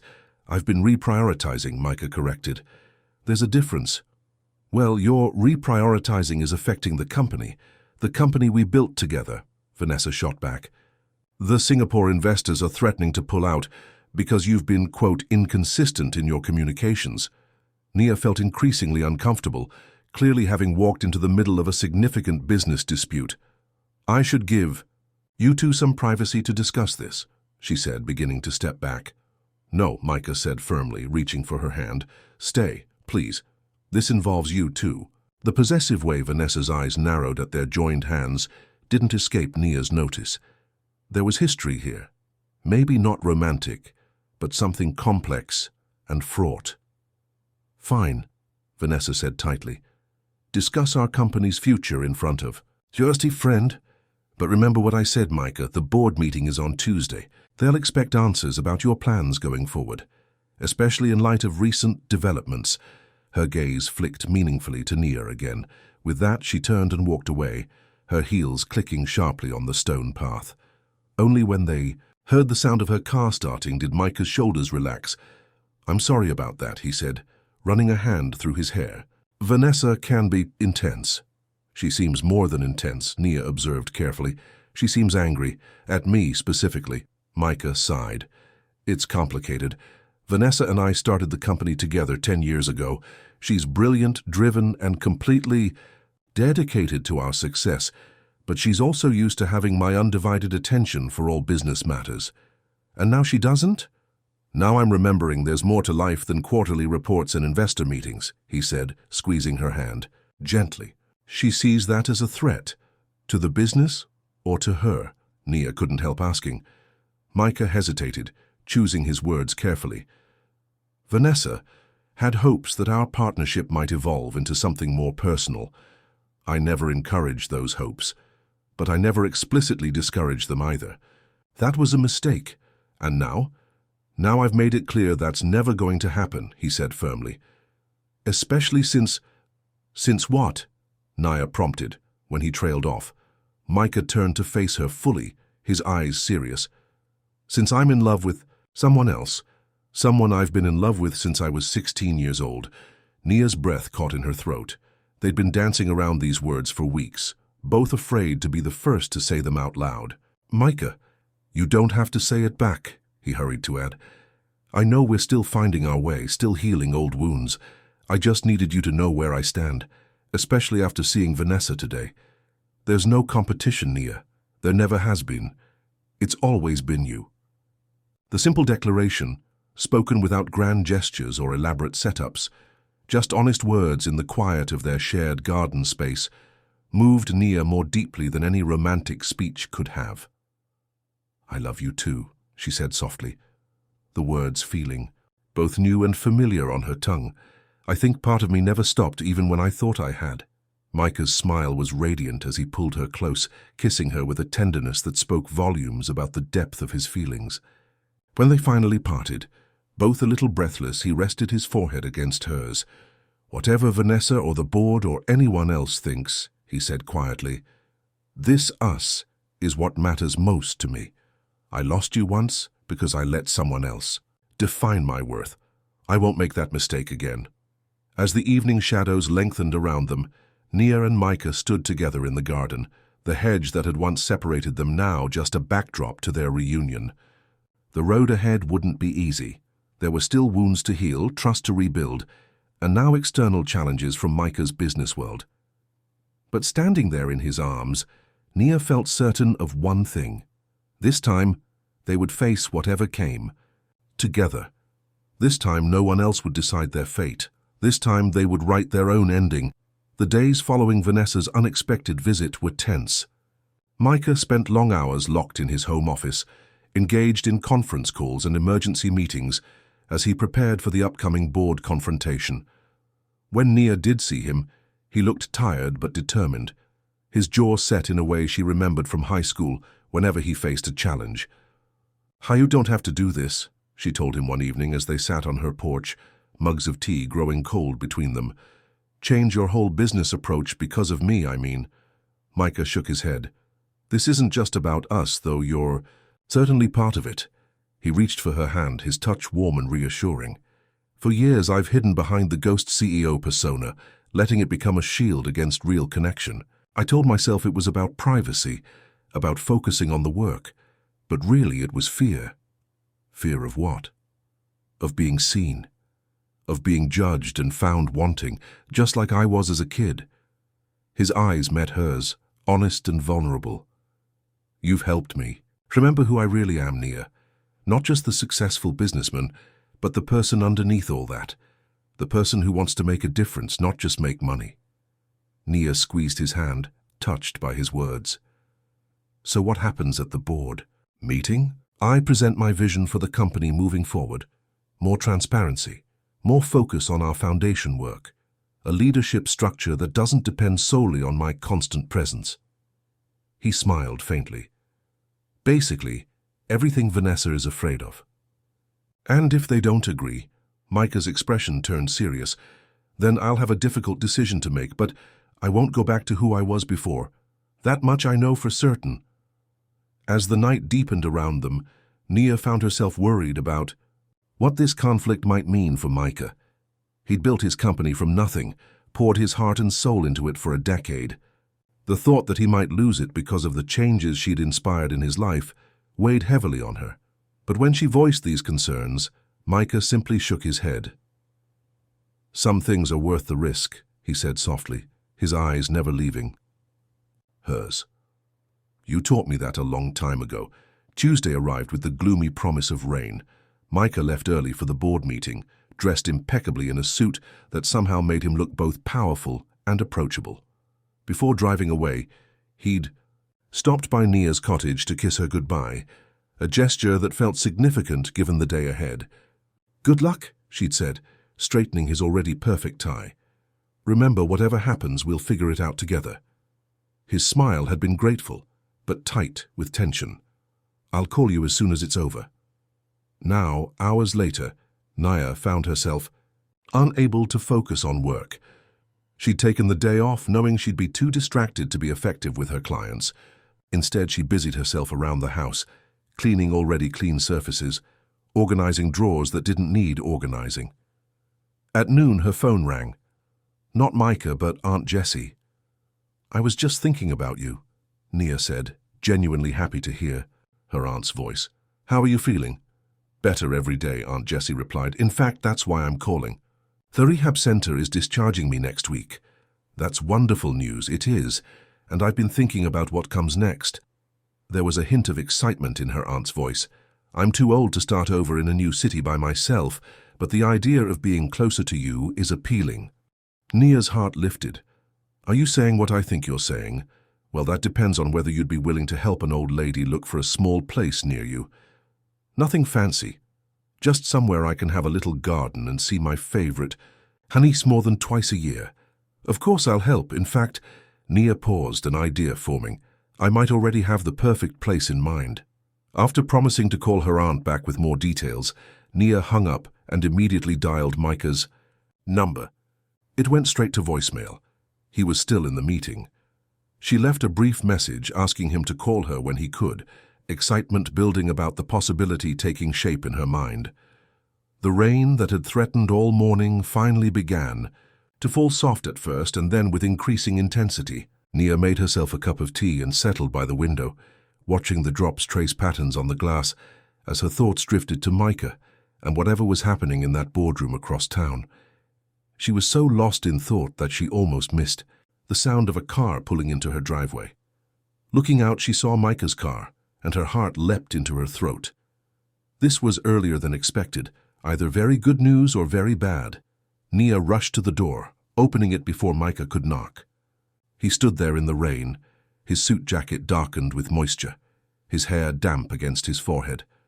But it was his expression that caught her attention, a mixture of emotions she couldn't quite read.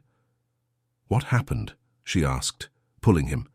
Inside and closing the door against the downpour, Micah ran a hand through his wet hair, droplets clinging to his fingers. "It's over," he said simply. "The meeting? Already? What did they decide?" "Not just the meeting." He took a deep breath. "My partnership with Vanessa, it's over." Nia's stomach dropped. "Micah, I'm so sorry. I never wanted—" "No," he interrupted, his expression clearing. "Don't be sorry. This was a long time coming. Vanessa and I have been moving in different directions for years. Today just made it official." He moved to sit on the sofa, and Nia joined him, waiting for him to continue. "I presented my vision to the board. More transparency, more focus on how foundation work, a leadership structure that spreads responsibility instead of centralizing it with me." Vanessa countered with her own proposal, keeping the ghost CEO persona, doubling down on our most profitable ventures, scaling back the foundation to the minimum required for tax purposes. And the board chose her plan, Nia guessed, her heart sinking. To her surprise, Micah shook his head. They didn't choose either plan, not entirely.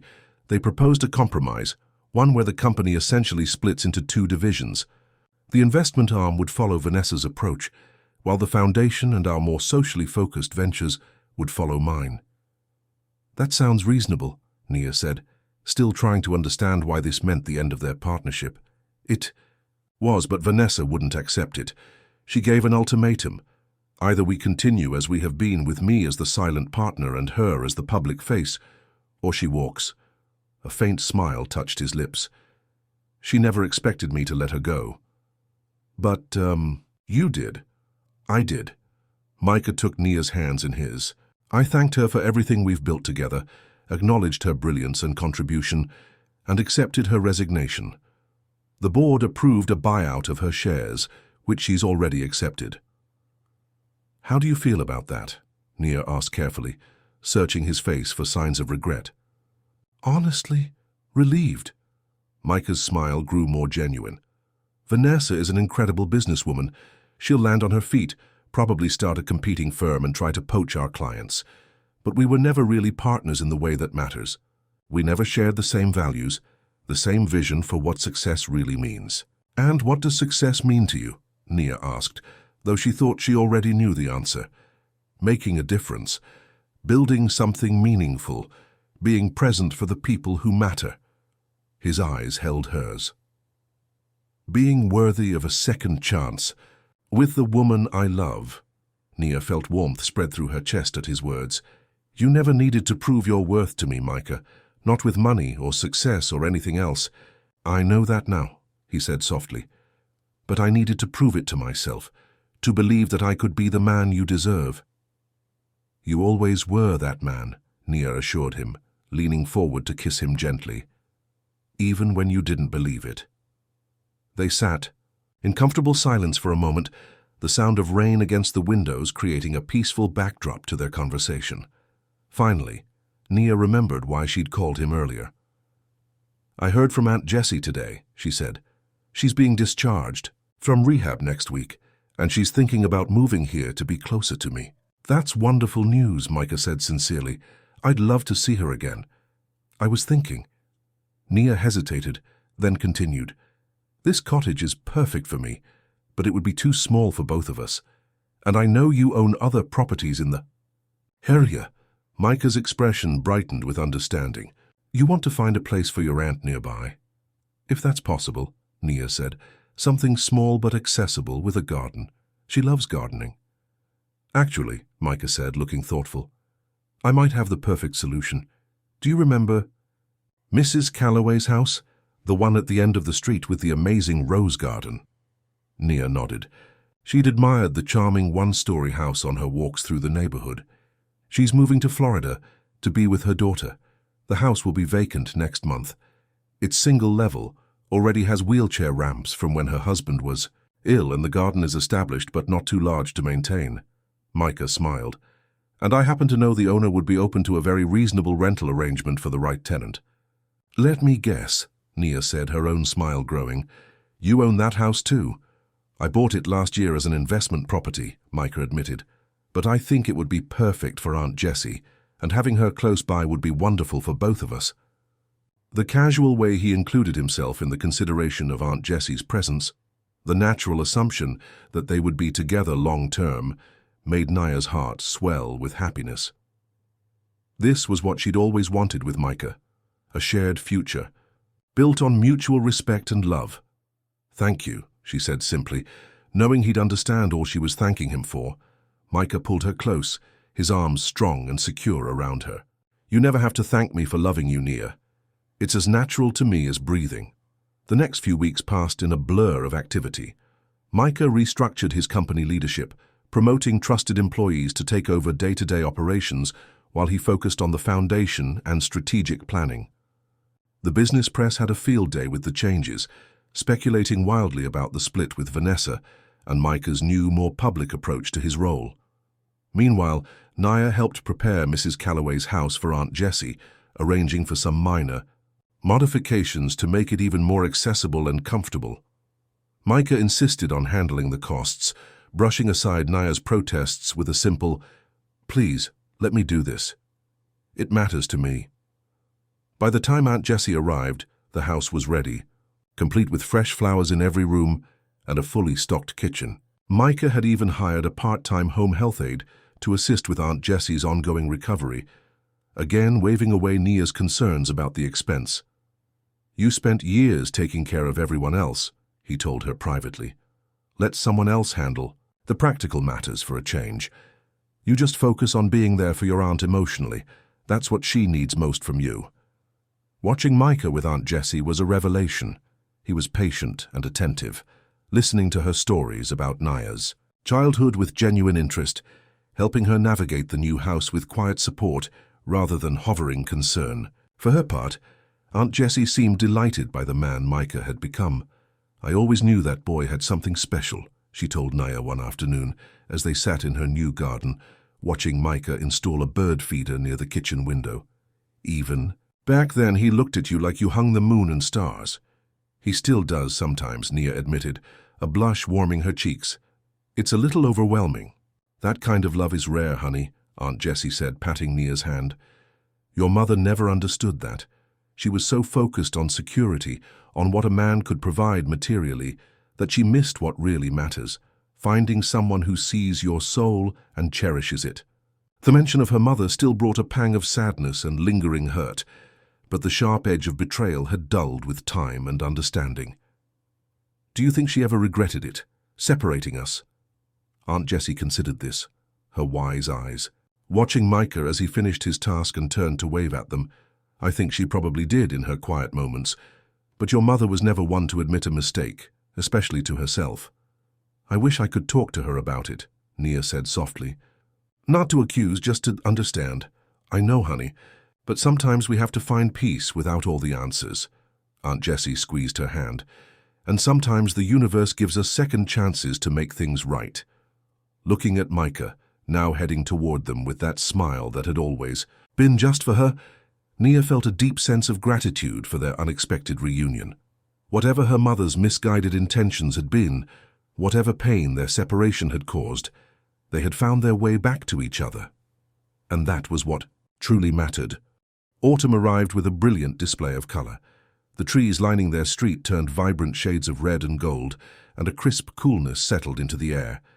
It had been nearly 6 months since Nia had moved into the cottage next door to Micah. 6 months of healing, reconnecting, and building something new from the foundation of what they'd once had. Micah's company had stabilized after the initial upheaval of Vanessa's departure. As predicted, she had started her own firm and attempted to lure away some of their major clients, but most had remained loyal, impressed by the more transparent, socially conscious direction Micah was taking the business. The Lennox Mentorship program was thriving, with dozens of foster teens now paired with tech professionals who were helping guide their education and career paths. Micah spent at least one day a week working directly with the foundation, often coming home with stories that made Nia's heart swell with pride. For her part, Nia had been promoted to senior case manager at the community health center, a position that allowed her to have more impact on program development while still working directly with the clients she cared about deeply. The balance felt right, challenging work that made a difference, but not at the expense of her personal life. And what a personal life it had become. Nia had never been happier, never felt more secure in who she was and what she wanted. Micah supported her career ambitions without trying to solve every problem for her, respected her independence while making it clear he wanted to be by her side through everything. They had fallen into an easy rhythm, dividing their time between her cozy cottage and his grand house, though they increasingly spent more nights at the cottage, which felt more like a true home to both of them. Aunt Jessie was a regular presence in their lives, joining them for Sunday dinners and offering the kind of loving wisdom that only comes from a lifetime of experience. It was on one such Sunday in late October that Micah suggested an evening walk after dinner. The night was clear, the air crisp but not too cold, and a nearly full moon illuminated the quiet street. "Remember how we used to walk home from school together?" Micah asked as they strolled hand in hand. "Sharing those earbuds, one for you and one for me." Nia smiled at the memory. "You always let me choose the music, even though my taste was questionable at best." "I didn't care what we listened to," Micah admitted. "I just liked being close enough to share the earbuds with you."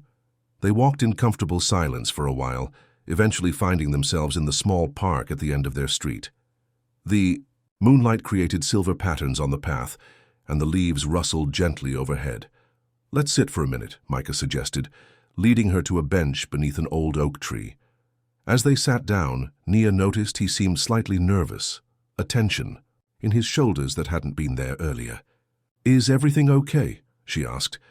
"Everything is perfect," he assured her, taking both her hands in his, "which is why there's something I want to ask you." Nia's heart began to beat faster as Micah slid off the bench onto one knee before her. He reached into his pocket and pulled out a small box. "Nia Whitaker," he began, his voice steady despite the emotion shining in his eyes. 12 years ago, I made the biggest mistake of my life by walking away from you. I've spent every day since then becoming the person I thought I needed to be to deserve your love. What I didn't understand until recently is that love isn't about deserving, it's about choosing. Every day, in big ways and small." He opened the box, revealing a ring that caught the moonlight, a simple but elegant diamond set in white gold with smaller sapphires on either side. "This isn't the ring I would have chosen at 18, he continued. "Back then, I would have gone for something flashy, trying to prove my worth through what I could give you. But now I understand that what matters isn't the grand gesture or the perfect symbol. It's the promise behind it." Tears welled in Nia's eyes as Micah continued, his own voice growing thick with emotion.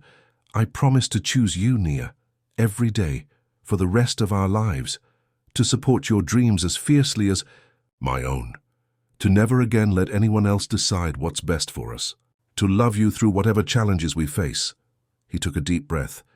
"Will you marry me?" The question hung in the air between them, filled with hope and the weight of their shared history. Nia looked at the man before her, not the boy she had first loved, nor the success story who had reappeared in her life, but the person he had become through both struggle and triumph, the person who had found the courage to be vulnerable, to face the past, to love without conditions or expectations. "Yes," she said, her voice strong and certain despite the tears now flowing freely down her cheeks. "Yes, Micah, I'll marry you." His smile was radiant as he slipped the ring onto her finger, then rose to gather her in his arms. Their kiss was tender and passionate at once, a promise of all that was to come. When they finally broke apart, both a little breathless, Micah rested, his forehead against hers. "There's one more thing," he said softly. "What is it?" "I've been thinking about our houses, your cottage, my place next door. They've always felt like separate spaces, even though we move between them." Nia nodded, wondering where he was going. "With this, I'd like us to create a home that's truly ours," Micah continued. Not my house or your cottage, but something we build together. I thought maybe we could renovate the cottage, expand it to be what we both need. Keep the charm and coziness you love, but make it big enough for our future. Together. The thoughtfulness of the suggestion moved Nia deeply. He wasn't asking her to move into his mansion or suggesting they find some new place entirely. He understood how much her little cottage meant to her, the independence it represented, the fresh start she'd made there, and he wanted to honor that while creating something new that belonged to both of them. I love that idea, she said, her heart full to bursting. Our home, he echoed, sealing the promise with another kiss. As they walked back, arms wrapped around each other against the autumn chill, Nia felt a sense of completion she'd never experienced before. The broken pieces of her past, her mother's betrayal, Micah's disappearance, the years of putting everyone else's needs before her own, had somehow led her here, to this moment of perfect rightness. They were almost home when Micah paused, looking up at the night sky. Do you remember that poem I used to read to you, the one about stars and second chances? Nia smiled, the memory clear in her mind. Of course. Some stars burn out before their light reaches us, but that doesn't mean they never shone. I always thought our light had burned out, Micah said softly, that we'd missed our chance, but now I think maybe we were just taking a longer path to find each other again. A path that made us who we needed to be for this moment, Nia added, understanding completely. They stood there for a moment longer, bathed in moonlight, the past and future stretching out from this perfect present, this moment of recognition that everything, somehow, had led them exactly where they were meant to be, right next to each other. 1 year later, the garden behind the renovated cottage was filled with flowers and laughter. White chairs lined a petal-strewn aisle, and an arch of roses stood at its end, framing the perfect view of the setting sun. Inside, Nia stood before a mirror, hardly recognizing herself in the simple but elegant wedding dress. Her yellow scarf, the same one she'd worn in high school preserved all these years, had been fashioned into a delicate sash around her waist, a touch of their past woven into their future. You look beautiful, honey, Aunt Jessie said from her seat by the window, her eyes shining with happy tears. She's right, Zoe agreed, adjusting the flowers in Nia's hair. Micah is going to lose his mind when he sees you. Nia smiled, a calm certainty filling her heart. The path to this day had not been straight or easy. There had been moments of doubt, old wounds that needed tending, new challenges to overcome. But through it all, their love had only deepened, rooted in understanding and mutual respect. A knock at the door announced it was time. Nia took a deep breath, ready to step into the future she and Micah had carefully built together. The ceremony was everything they had wanted, intimate, meaningful, focused on the promises they were making to each other, rather than on elaborate displays.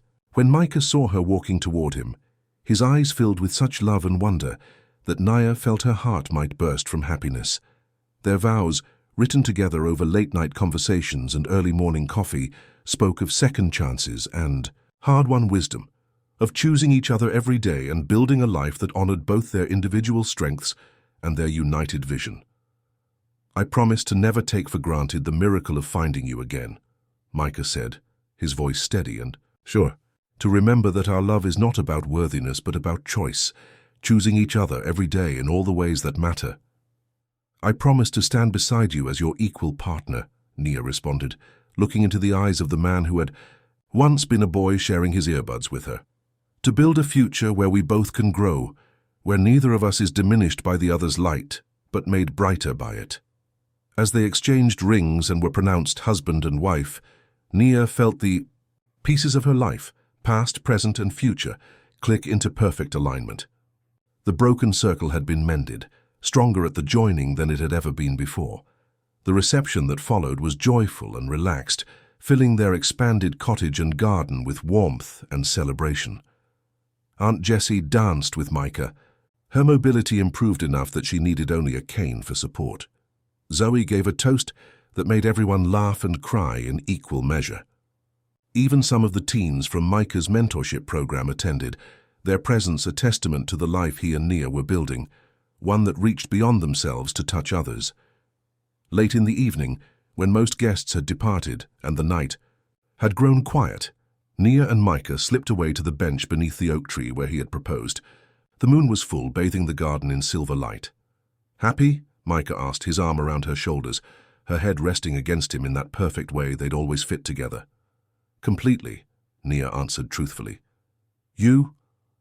"More than I ever thought possible." He pressed a kiss to her temple. "You know, for years I defined myself by what I thought I lacked: money, status, family connections. Then I defined myself by what I'd gained: success, wealth, recognition, but neither was really me." "And who are you now?" Nia asked, though she already knew the answer. "I'm the man who loves you," Micah said simply. "Who is loved by you." "Everything. Else is just details." Nia smiled, turning to kiss him properly under the moonlight. In his arms she felt the truth of what they'd created together, not just a marriage or a home, but a space where both of them could be fully themselves. Neither diminished nor overshadowed by the other. It wasn't perfect. There would be challenges ahead, disagreements to navigate, growth still to occur. But they would face it all together, eyes wide open, hearts fully engaged. And in the end, that was the greatest gift their separation had given them: the wisdom to recognize what truly mattered, and the courage to choose it every day for all the days to come. Not because they deserved each other, but because they chose each other. Freely, fully, with clear eyes and open hearts. Right next to each other, exactly where they were always meant to be. The end.